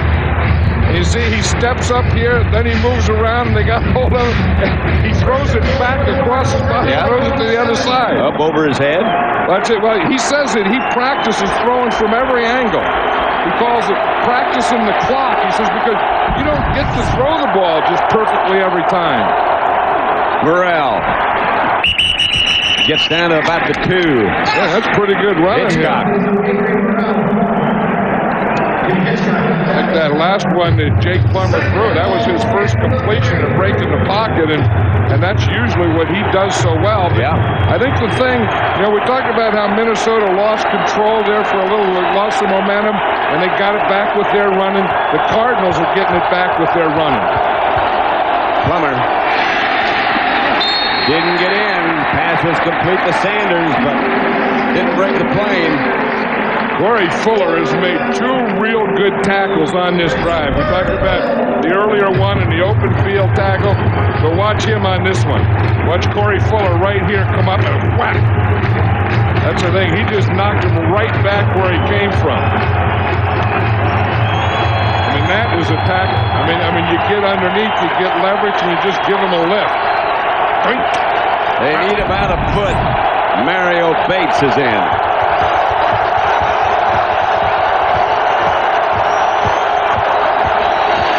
Plummer throws it out of the end zone. Intended for Johnny McWilliams. No chance to catch it. And no sign of the field goal team yet. Well, the field goal team is lined up over in the sideline. You see that Vince Tobin just walked in there, but they're going to go for it. Yep. Again, I don't know that they have to. I mean, every time I would get down here in a game like this, I would always take the field goal. They got a break the last time, remember, they were down here. They got 8 runs at it. Yeah, well, it was a 4th down, incomplete pass, and Dwayne Rudd hit Jake Plummer after he threw the ball Out of bounds.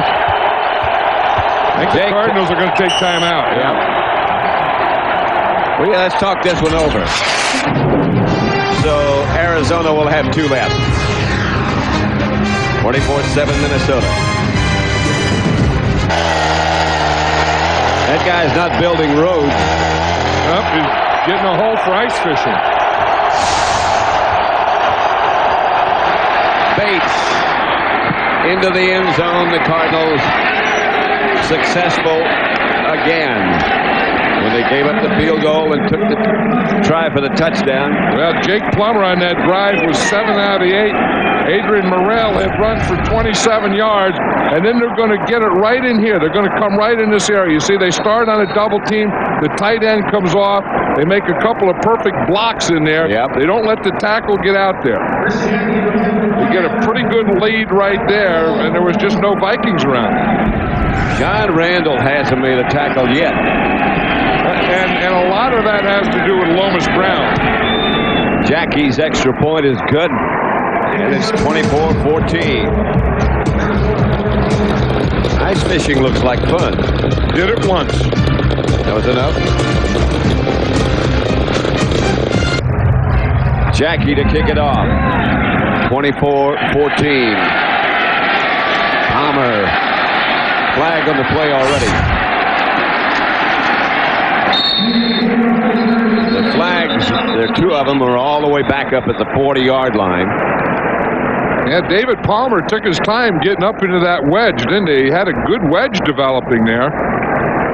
The Cardinals offside. The Arizona Cardinals were offside, so you think that they'll make them kick it again. Offside. Number 52, kicking team, 5-yard penalty, re-kick. Zach Walsh. 7:15 left to play in the 3rd. The Vikings up by 10. You know, we always talk about, kickoff returns and good wedges, and again, that was a good wedge that the Vikings had going there, and Palmer looked like he lallygagged up to get into it. Lallygag. Lallygagged. I like that. Is that a word? I don't know.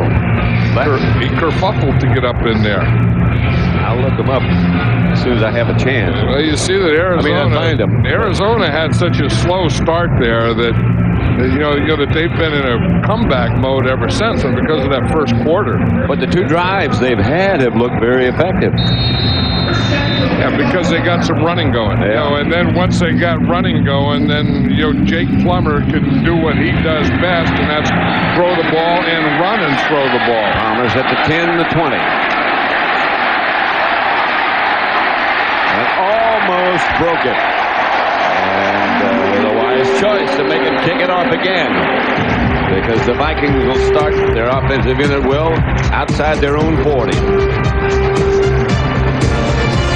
4-14, Pat Summerall with John Madden at the Metrodome in Minneapolis. The Cardinals, by being offside on the first time they kicked it off, lost 18 yards due to that penalty. Flag on the play as Cunningham is going to go deep. Moss incomplete. But Aeneas Williams is proud of that coverage because he caught up with him. Yep. He should be. He was saying before the game that, one of the guys who really played Randy Moss well was Darrell Green. And he played from outside in, so he could always see the ball and Randy Moss. And Offsides. Number 94, defense. Line up in the neutral zone. A 5-yard penalty. First down. Bernard Wilson. But Aeneas Williams said that he couldn't do that because he doesn't have speed like Darrell Green does, so he's just going to mix them up. And here you see, we talked about Randy Moss, what he wants. If he's beyond the guy or even with the guy, chunk it out there as far as you can. Randall Cunningham could have thrown a couple more steps on it. Smith. Straight ahead. Close to a first down. He may have it. That was one of the things that they thought about. We have to get the ball to Randy Moss. Randy Moss doesn't run a lot of short patterns, nor does he run a lot of inside patterns. So everyone now is just playing him for that deep ball. So I think somewhere they're going to have to start getting some hooks or crosses or different types of patterns to Randy Moss to give the defense something else to think about. The Vikings have Jake Reed back. He was out, had been out for a long time with back problems, but he's back, alternating with Matthew Hatchett. We saw him work on this. Carter's open inside the 5. Corey Chavis brought him down. They tried to get the ball deep to Randy Moss. Aeneas Williams had great coverage, so they went to a little trick, the old flea flicker. They hand the ball off to the running back. He throws it back to the quarterback, and then you go back and you throw the ball to Chris Carter. You see the run up here. Here's Chris Carter on the left, Randall Cunningham on the right. He didn't get it out there to Randy Moss, but he sure did get it out there to Chris Carter. Perfect. Chris Carter was telling me, he said that he hopes that Chavis plays on him. Leroy Horde is hit hard and knocked backwards. He might have picked up a yard. There's Brian Billick. See how he calls the plays. They're always afraid. They're a little paranoid, some of these offensive coordinators, and they're afraid someone's going to read their lips and steal the signals, so they put the board up in front when they call the play. But Chris Carter was telling me that he was watching Corey Chavis, who's just a rookie, and he said he's a little tight-hipped. And anytime you get a tight-hipped corner, you can do double moves on him.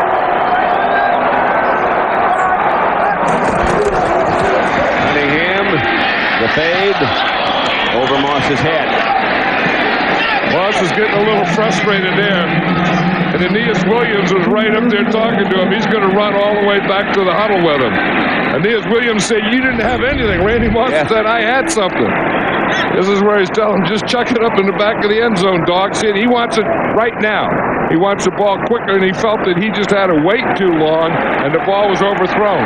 See, because he did a good position. Randy Moss got in good position to let Randall Cunningham throw it to the outside. He just threw it too far to the outside. 3rd and goal with the 1. Catch was made by Chris Carter, but maybe he shouldn't have. When he threw the ball, did he throw it at the official? I don't think he threw it at the official. I think that Randall Cunningham, the throw, brought him back. It did. He was in the end zone, and what the official's saying is that he bobbled the ball. Being placed in this spot because he was bobbling the ball. There was no original forward progress. 4th down. You see, there was no original forward progress, which is true. He didn't have control of the ball. He was bobbling the ball, so it couldn't be forward progress stopped there. See, he still doesn't have control. He finally gets control, so that's where they counted him down. Anderson hits the field goal from 20 yards out. Puts Minnesota ahead 27-14.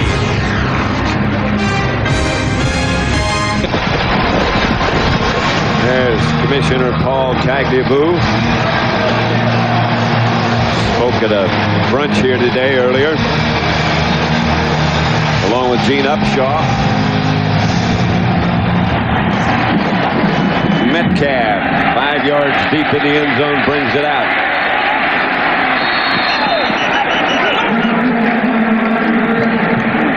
(27-14). The Vikings in control at the moment.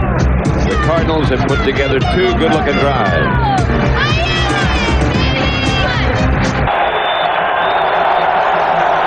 First and 10. Fumble. Plummer gets it back. Yeah, we were just looking at the statistics when the Cardinals get in the huddle and when they don't get in the huddle. You know, to see the fumble here, he just never got the ball. I mean, he was getting out of there before the ball came out. At least with this artificial turf, the ball just bounced right up in his hands. But look at this. With a huddle, they average 2.4 yards per play. With no huddle, 6.7 yards per play. Plummer to throw. Has Rob Moore out of bounds. You know, Jake Plummer looks, when you meet him, spend some time around him with him, he looks so frail.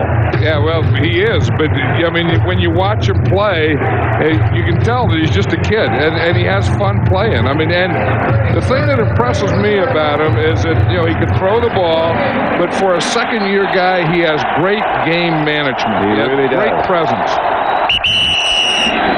Presence enough to sneak it ahead when he saw something there. Well, that was another one of those no huddle things, and we're going to see them. They're doing it again. The line just lines up there. But we talk about any time you see a bubble or a soft spot, you can just do that. In fact, they used to call that the goose play. Yeah. That if you would see that there's no one in front of you, you just hit your hands on the center.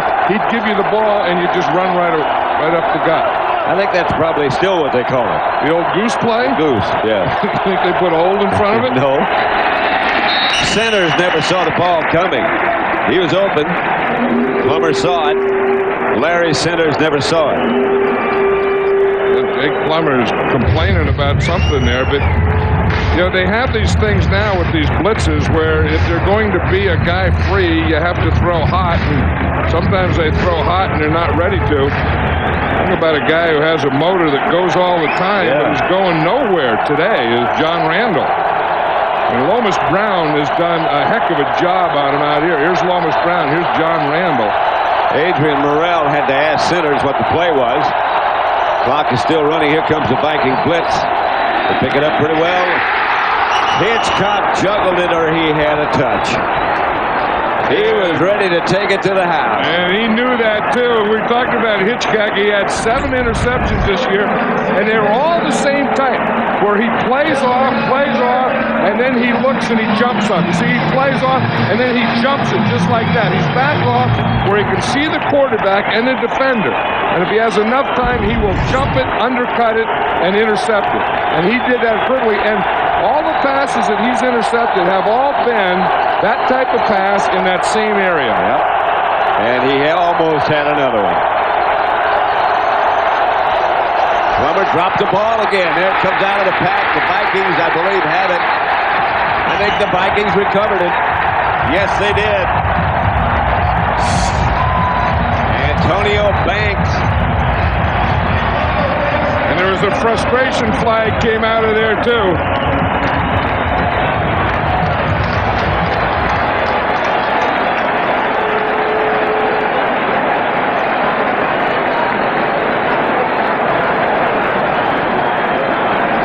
Big discussion going on. Minnesota got the fumble. Banks recovered the fumble. Let's see. Just what it says, but the ball came up there, and Jake Plummer didn't close his hands on it. That was the first part of that thing. The Vikings recovered, and then this. Fumble is recovered by Minnesota. After the recovery, we have a personal foul, unnecessary roughness, number 75, which will be enforced to the 20-yard line. Half the distance to the goal. First down. I'm 75. That was Lomas Brown again. He's the left tackle who's been doing such a good job out there on John Randall. You see the snap. Plummer just didn't close his hands. The ball's there on the ground. Then it comes out. The Vikings recover it. And here comes Lomas Brown right there. You can see that the official is saying no. Now watch Larry Centers here, what he does at the bottom of the pile. That's what I said. Those were frustration penalties. Yes. Lomas Brown was frustrated, and Larry Centers was frustrated. Two veterans you wouldn't expect to do things like that. Well, and Jake Plummer fumbled his snap that started it all. Cunningham, incomplete. Carter, the intended receiver. You see how calm he is? I mean, even when he does it, he knows that he could have had it or we'll get it later. And we talked about stiff hips and making moves. This is the type of thing that Chris Carter thought that he could do to Corey Chavis. But Corey Chavis really played that one well. He sure did. Corey Chavis was a rookie #1 draft choice. They started him this year as a strong safety. Had trouble at corner and finally moved him out and started him at that left corner. And they say you can see him getting better and better every day. Horde. And a flag on the play. One of the problems of playing corner on the other side of Aeneas Williams is they're always going to stay away from Aeneas Williams and throw at you. You're going to get a lot of action. You won't see this penalty a lot. It looked like Tom White was saying it's a tripping penalty. Yeah, I think so. Vince Tobin doesn't agree. Tripping. Number 91. Defense. I'll be half the distance to the goal. First down. Shot Swinger. You wonder how a guy in the middle that's just kind of flopping around there in the middle can trip. And you can just see him here. He just must throw his leg out right there. That's exactly what he does. He throws his right leg out.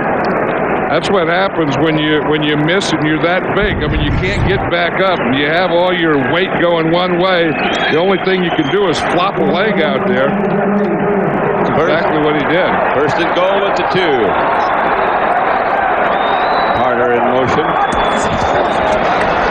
Cunningham looking and finding Randy Moss for a Minnesota 6.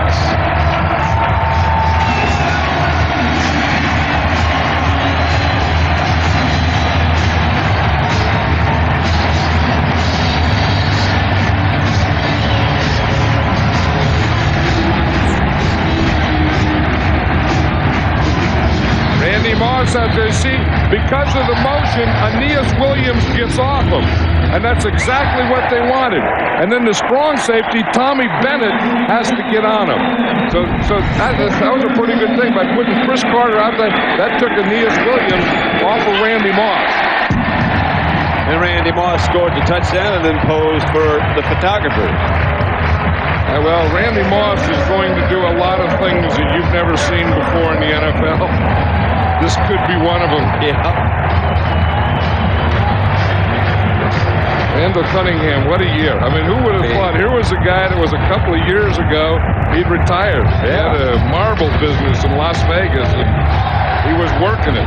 He even said, I enjoy the game. I dreaded going to practice. I dreaded going. I hated it. And he ran into Denny Green in one of the bowl games. And Denny said, hey, you're too young to be giving this game up. You're too young to quit. How about coming back? They brought him back as a potential backup to Brad Johnson, who got hurt. And the rest of the story is a phenomenal story. And then I think, part of that gift is coming back was Randy Moss. Yeah. Randy Moss being a rookie, #1 draft choice.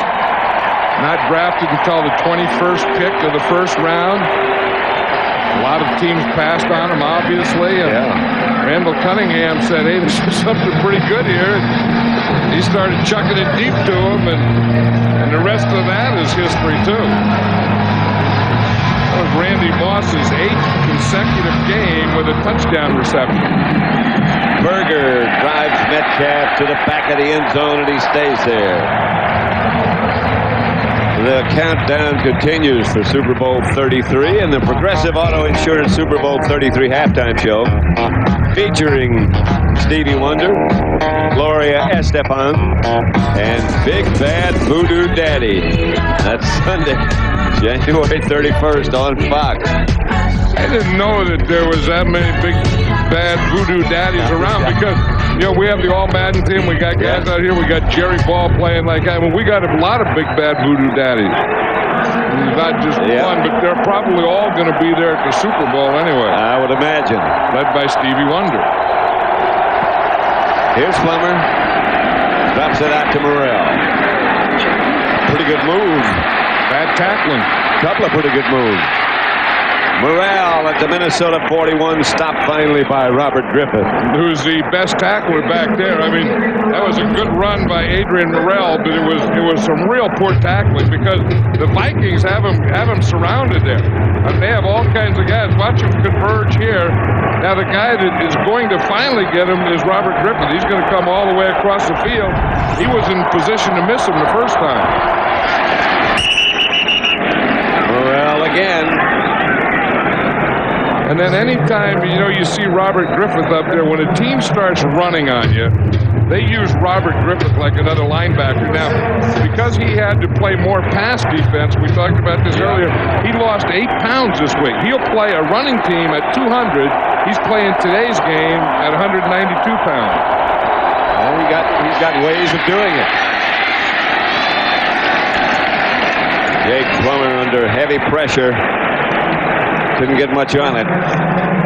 18 seconds left in the third quarter. And there was good coverage out there by Jimmy Hitchcock. I mean, there was nothing there, so Jake Plummer just threw that ball away. And you see the effect. You see even the corners with this no huddle or at the line huddle, even the corners don't come to the huddle. They just stay out there on the side. See, Jimmy Hitchcock stays on his side. Corey Fuller stays on their side. Then they all look to the sideline to Foge Fazio, who signals in the defense to him.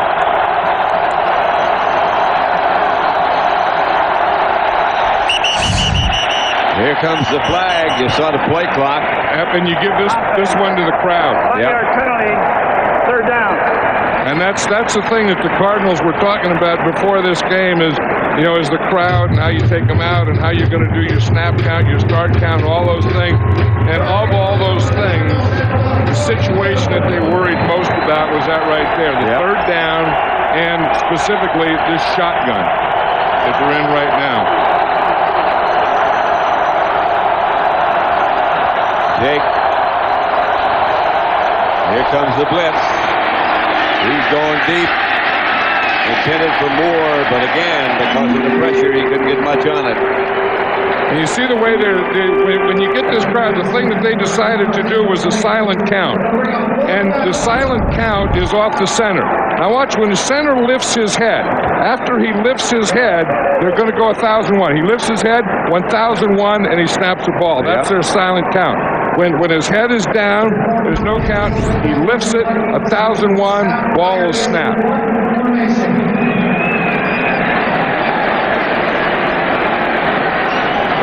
Graham, the center. It didn't do any good. This game is just about way too much Minnesota offense. They let the clock run down. The Cardinals were ready to punt it, and Palmer is back deep for Minnesota. You know, it's funny. I think the Viking offense has gotten to the Cardinal defense, and the defense has gotten to the offense, and the kicking team's gotten to the kicking, and the crowd played pretty well too. You know, I didn't understand when I first heard the schedule why the Cardinals didn't come in here a day early and get a workout in the dome. And if you're going to get comfortable, because you can't put the crowd in here, you can't simulate that no matter what noise you put in. But at least have a look at it and get the feel of it. I always believed in that. I always did. When I was coaching, we always practiced at the stadium we were going to play in the day before we played. They got here, what, 4 o'clock yesterday afternoon. practiced in Arizona. Well, excuse me. No, I was just going to say next week the team does have to come in. Yeah. It'll be the Atlanta Falcons if the Minnesota Vikings continue here, and then the league runs a championship game. Then they have press conferences and everything. So the visiting team, the Atlanta Falcons, will have to come in here on Friday. It won't be quite the same for the Atlanta Falcons if indeed that happens, because they also play in a dome. Yeah, but they're going to be on the other side of the noise factor. That's very true. It's Robert Smith, and that's going to be the end of the third quarter. Yeah, the Cardinals used a 5-man defensive line on that play because they're anticipating run. The end of the third quarter with the score: the Vikings 34, the Cardinals 14. This Fox NFC Divisional game will continue after a word from your local Fox station.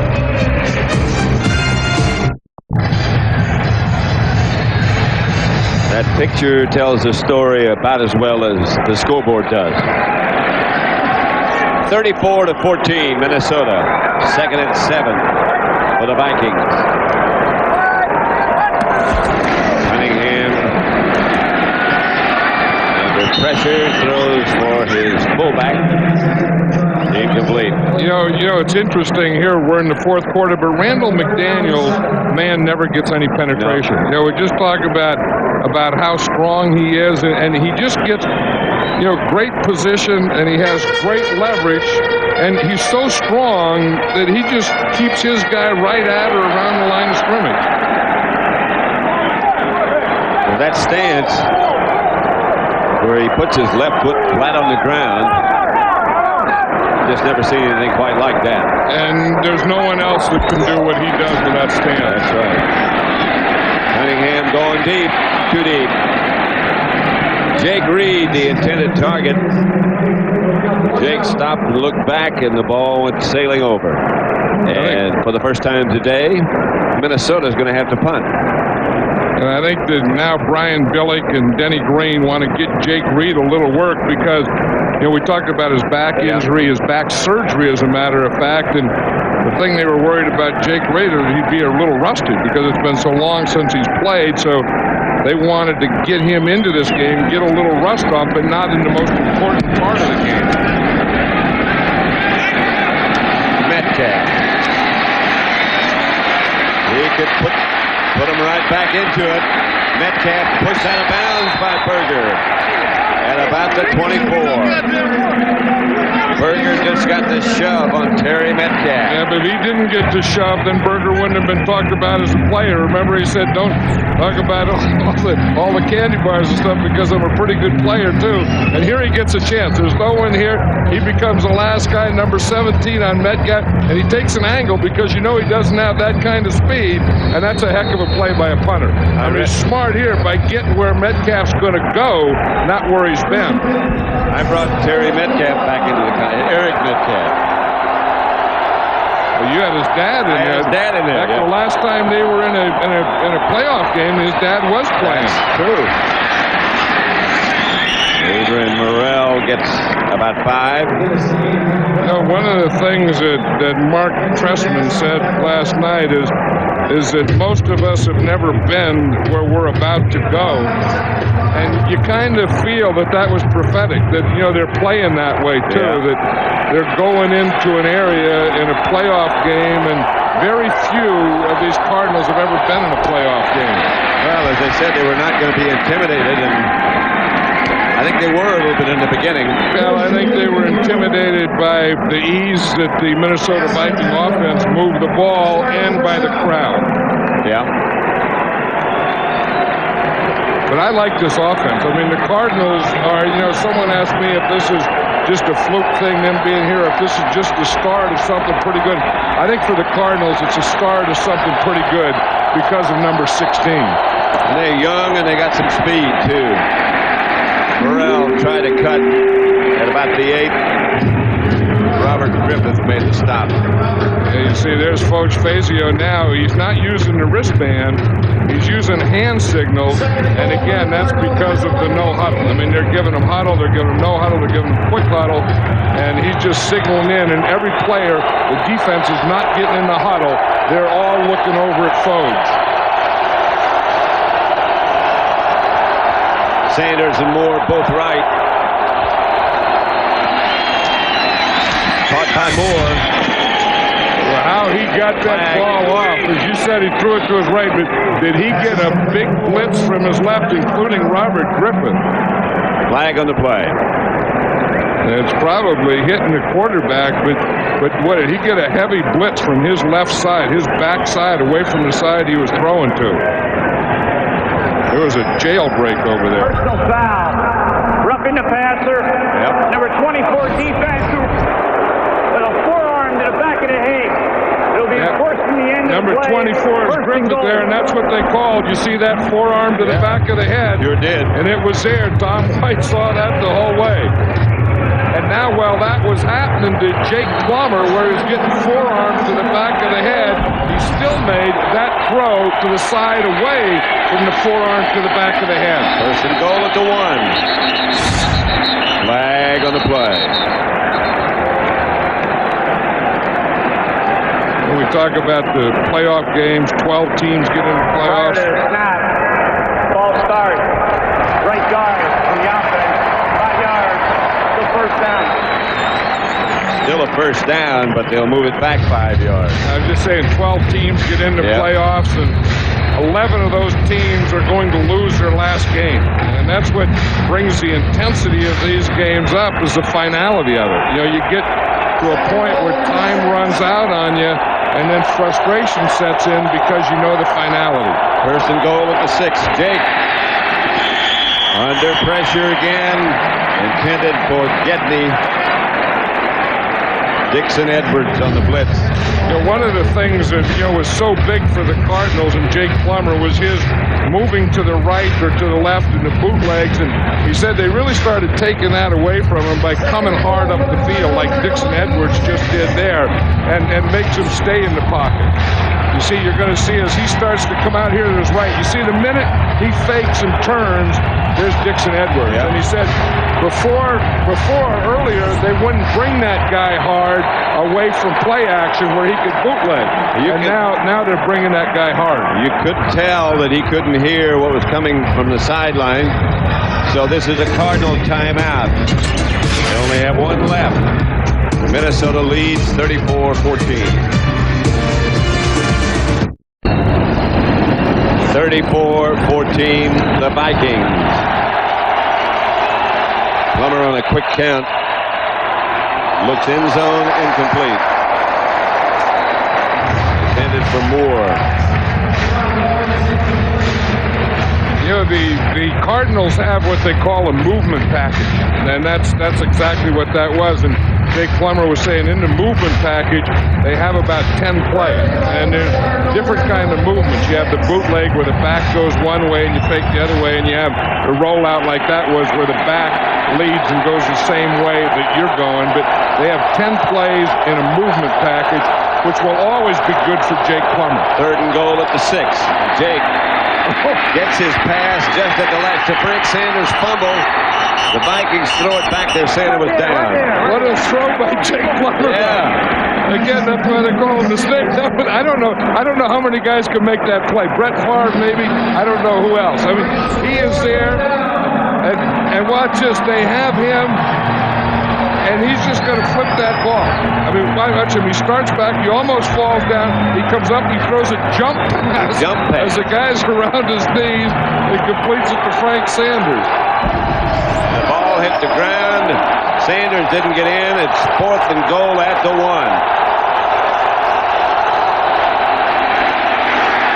Second effort. Bates came close. Touchdown. The official on the side came storming in with his hands in the air. The ball must have broken the plane. Yeah, it did. And in fact, if it did, that's Bates' 3rd touchdown, isn't it? You're going to see him start here to the left, then he gets a lead back to the right, and he's just stopped there. He stopped there by Rudd. In fact, Rudd starts to celebrate and lets him go, and Mario Bates is still playing. Yep. Now, again, the key is, did the ball cross the plane of the goal line? So you have to see. It's not when his knee goes down, where's the ball? You don't see his knee down yet, and you don't see the ball yet either. But the rule is, maybe from this view, when his knee goes down, where's the ball? Does the ball break the plane? They kicked the extra point, so in the opinion of the officials, it did. And the Cardinals tack on another touchdown, an extra point. 34-21, 11:45 left.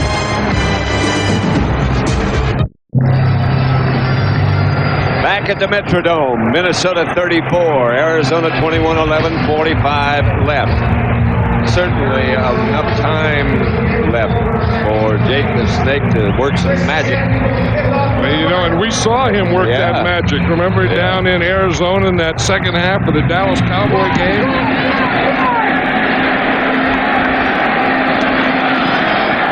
David Palmer.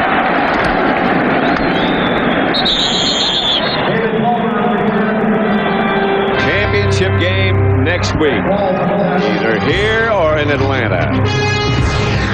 Atlanta will oppose one of these two, Minnesota or the Arizona Cardinals.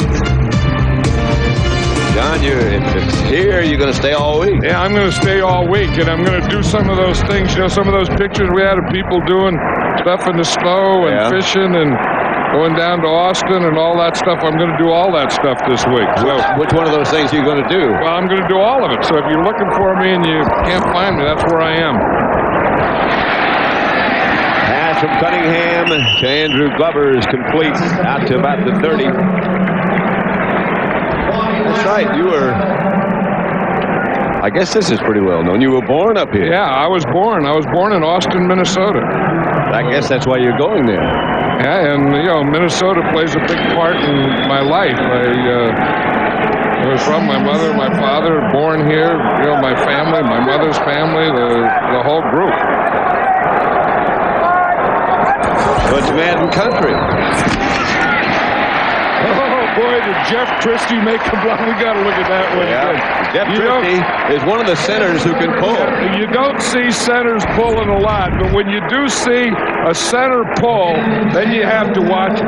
And then when the center pulls and makes a block, watch Jeff Christie here, and then right there he makes that block. Then you got to show that one again. Yep. I mean, poor old centers, all they do is bend over and snap the ball all day. But when they make a play like that, as you say, there's not a heck of a lot of them in football that can do what Jeff Christie just did. Ronald McKinnon was Christie's victim. First and 10. Locked down as far as they can. Room for Robert Smith to pick his way. And that was right at a blitz. They tried to run a split six blitz, which is hitting both holes. They're going to blitz right into this area. But again, Jeff Christie, you see, he turns and he just picks up Miller right there. In fact, he gets him going away, then he cuts him, and Robert Smith ran right at the blitzers. The blitzers ran right by or were cut right by Robert Smith. Ford replaces Smith. Now, Smith has gained 102 yards. He got his 100 in this playoff game. Cunningham drops. Incomplete, intended for Glover. Now, the Cardinals were in an interesting defense, Pat. They use it a lot. In fact, they used it a lot against the Cowboys last week, that 5 defensive line. Yeah. We talk about Christie and the things that he does. He sees the 5 defensive line. Now watch him and listen as he makes his calls.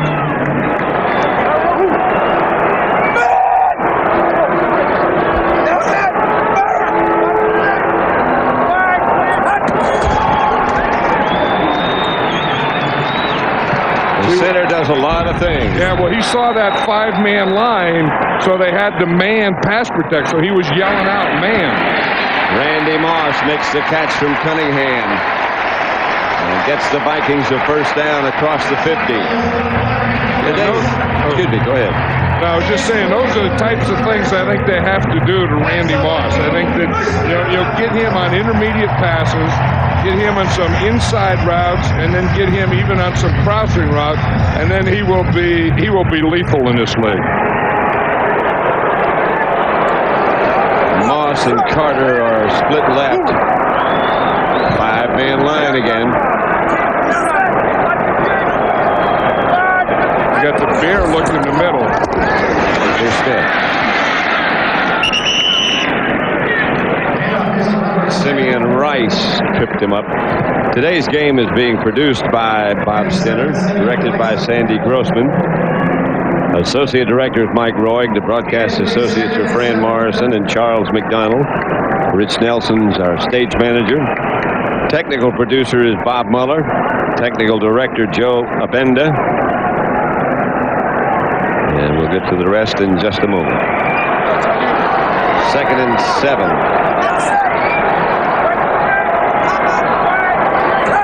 Blitz coming.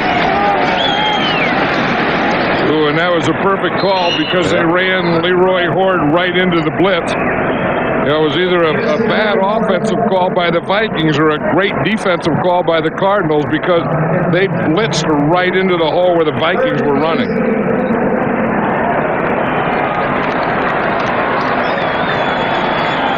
Third and 8.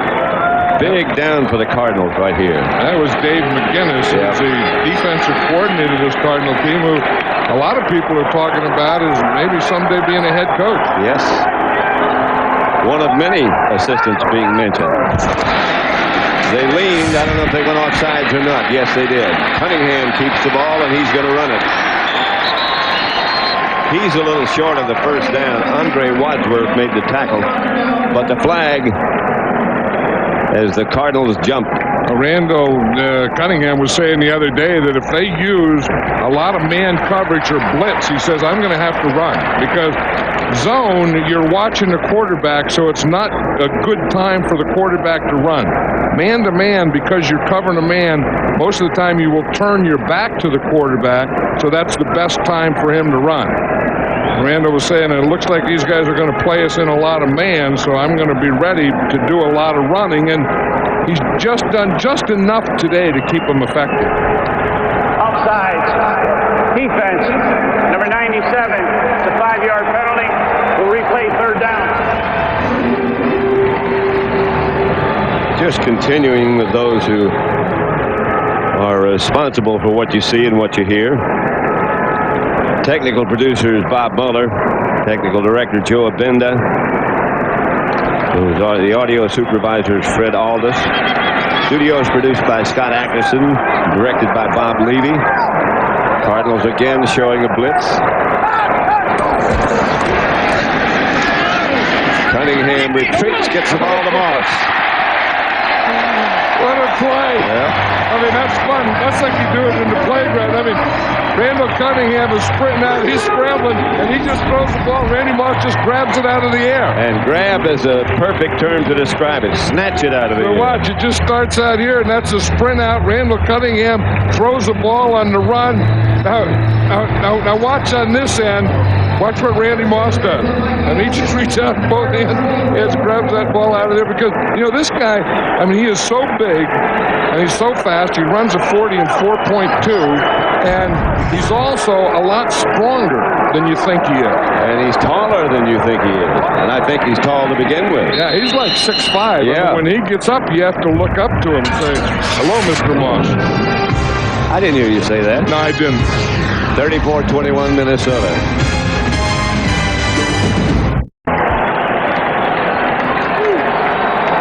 First and 10 Minnesota.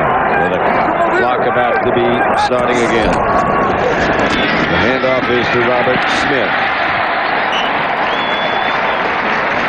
You know, David Dixon, the right guard of the Vikings, is so big and strong. I mean, he's over 350 pounds. And when he gets his body on you, I mean, look at those arms and shoulders. I mean, he just got his body on some guy, just put him right on his back. I mean, and that's the side that they run to. And we talk about this offensive line, how they've been doing so well the whole game, but now they're just dominating. I mean, they're hitting guys, and the next thing that hits is the back of their heads. The helmet doesn't look like it's quite adequate.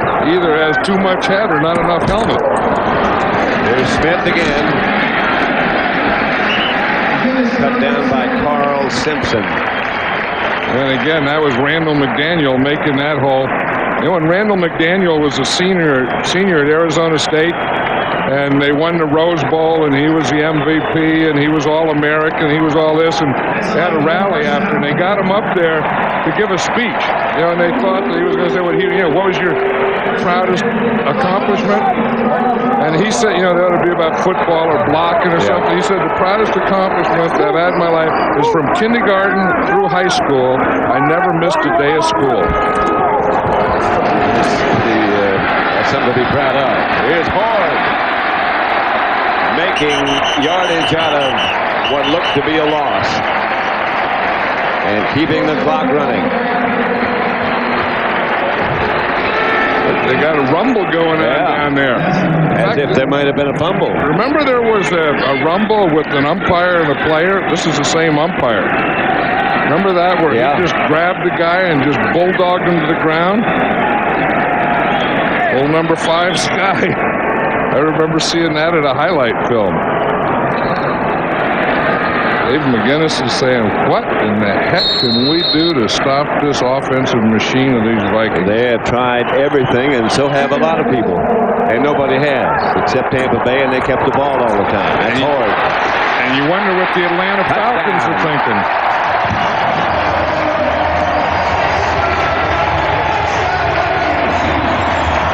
Leroy Horde into the end zone again.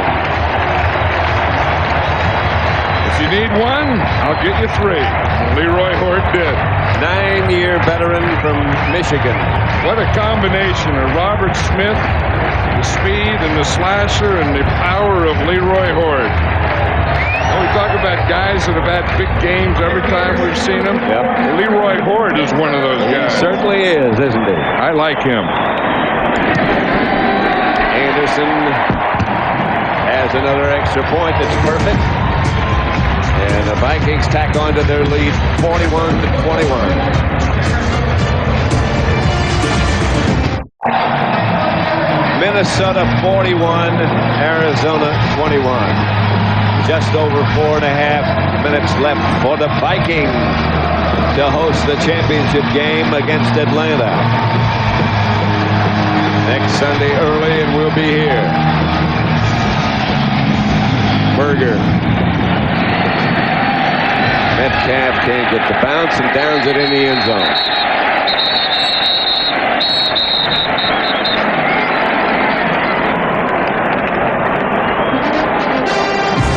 Next Sunday, our coverage begins at 11:30 a.m. Eastern Time, 8:30 a.m. Pacific Time.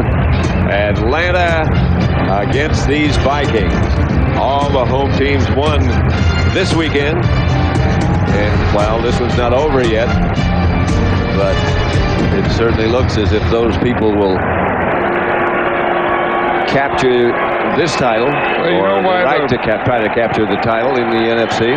The reason the home teams win is because the home teams deserve to be home teams by having the best winning record. In the regular season, they were the better team.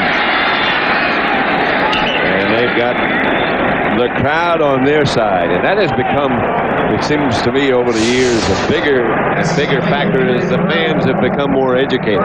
Yeah, and you just look at this crowd. I was just thinking of that, while we were away there in this crowd, and they were singing and making music and dancing, and this place, to me, was kind of dull over the years, but this has become a very festive place now.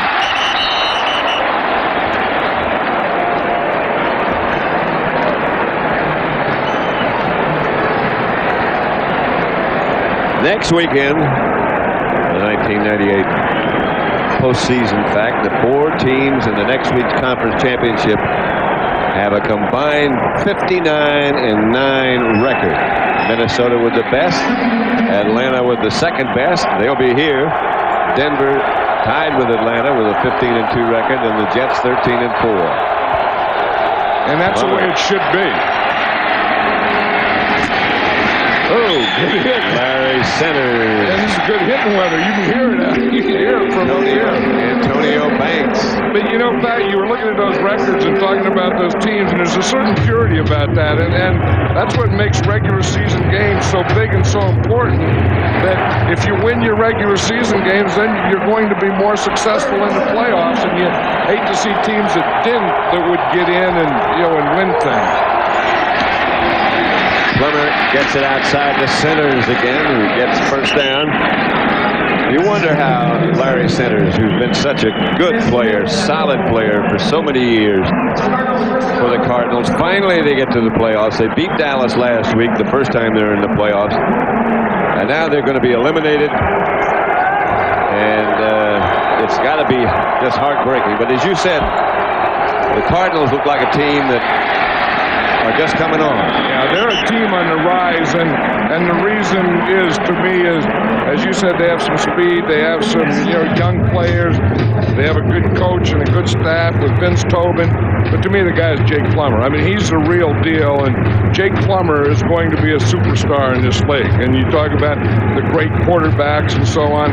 He is going to be, or has a heck of a chance to be, one of the next ones. He has such a, as you said earlier, such a great feel for things. He knows how to play the game. Yeah. And the thing I like about him, he has fun playing it, too. Down the middle, Plummer to Sanders. There's another guy who seems to enjoy playing, too, Frank Sanders. Yeah, he's a good guy, isn't he? Yeah. And you talk about, guys that, have big games whenever you see them. Frank Sanders is one of those guys. There's Aeneas Williams there in the left, and tough job covering Randy Moss, but he did a good job. Randy Moss's touchdown, Aeneas Williams wasn't on him. Moore takes the pass from Plummer. We're about to get the 2-minute warning until he got out of bounds. You wonder what Atlanta is thinking, and they're probably on one hand saying, well, what an offensive machine. I have no idea what we're going to do against that offense, but defensively they're saying, hey, you can do some things to this team defensively. And I mean their defense, your offense. We were talking about the home field and the home team advantage and the home field, the home team winning every game this weekend. The last 10 years in the championship game, that's next week's game, the home team is only 6-4. Here's Plummer. Going to go deep and watch it sail out of the bounds.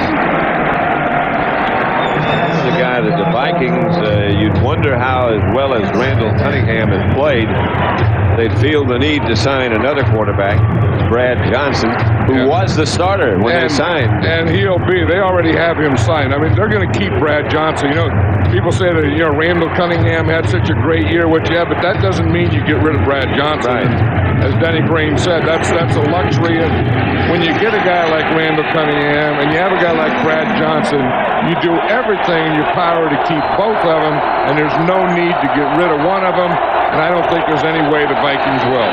Plummer to Morrell. Well, Denny Green also said, no question in anybody's mind connected with the team, we wouldn't be 15-1 if we didn't have both of them.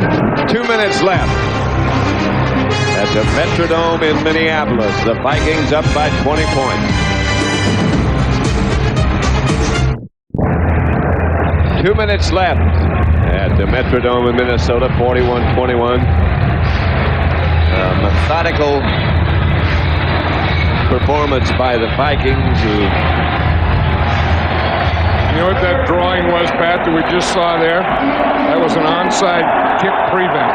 In other words, if Arizona scores here, Minnesota's going to use an onside kick prevent. That one could have been intercepted. Well, that's one thing about coaching. You're never coaching for the moment. You're always coaching ahead. Play callers are thinking of the next play. Special teams coaches are thinking, if they score, then we have to be an onside prevent. And you always have to be ahead. You can't coach for the now, because if you're coaching for the now, it's too late.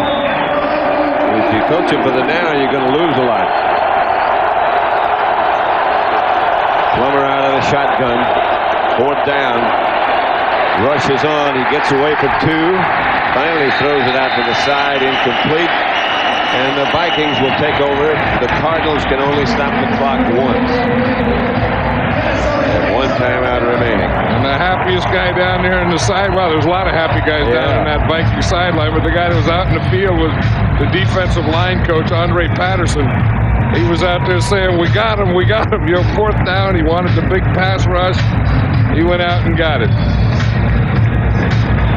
I'll tell you, this is a great feeling, but you know, you don't want to get too excited about yourself on this, because you know that you can enjoy it tonight, you can enjoy it maybe a little, but doggone, next week those Atlanta Falcons are coming in, and there's only one game after this between you and the Super Bowl.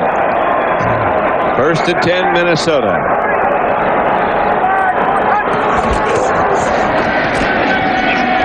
Robert Smith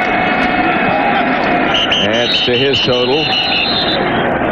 See, one thing Denny Green's going to do, he's going to keep those guys in there. I mean, he's keeping Randall Cunningham in there, and he has Robert Smith running the ball. He'll bring in Horde now because it's shorter yardage, but there's no way when you get this close and you're this close to a championship game, you're not going to do anything stupid that's ever going to let it get out of your hands. I think, you know, the time and the score, there's no way it can, but as you're a coach, that old saying, it's never over until it's over, you don't care. You know, someone say, hey, it's over, there's no way. Baloney, it's over. When they shoot that gun off, then it's over. Here's Horde. And he plows for another 1st down, and that should just about do it. Horde had some moves on that. He had a little swerve on there. Shaking a few things. Yeah, usually he just takes it up there and pounds it in there. Coming up, the Burger King postgame report. J.B. Terry, Howie and Chris, Chuck Smith, the defensive end from Atlanta, Rod Smith, the wide receiver from the Denver Broncos. Interviews with those two. Fox Sports Ticker will bring you up to date on stats. And now all Randall Cunningham has to do is take a knee. They had to get Robert Smith on from this game. They have all the Smiths. Yeah. Denny Green, what a job he's done. Bring on the Dirty Birds. Hey, we ought to go on stage. Yeah, and it's going to be right. It's going to be the NFL on Fox, and we'll be here next week, and can't wait for that one. We're coming back here with interviews from some of the players, some of the participants, Pam Oliver and Ron Pitts down on the field to catch them. Vikings by 20.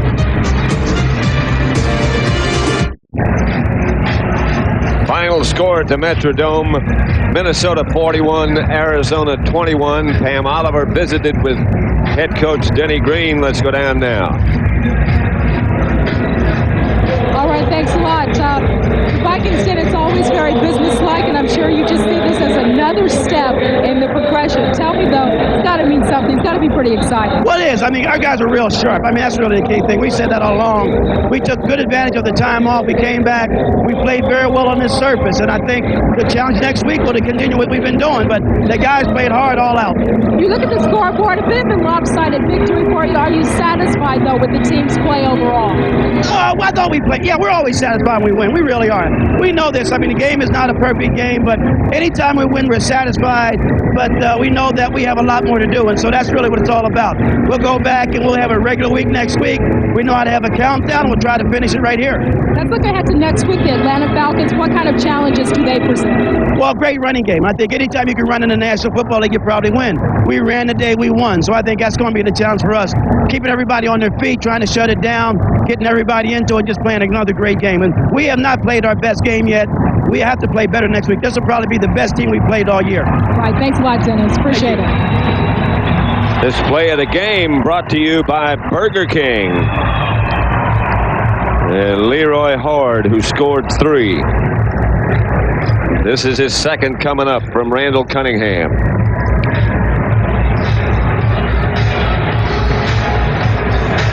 He and the Vikings had a big day. So for John Madden, Pat Summerall saying stick with us. We're going to James Brown in the studio.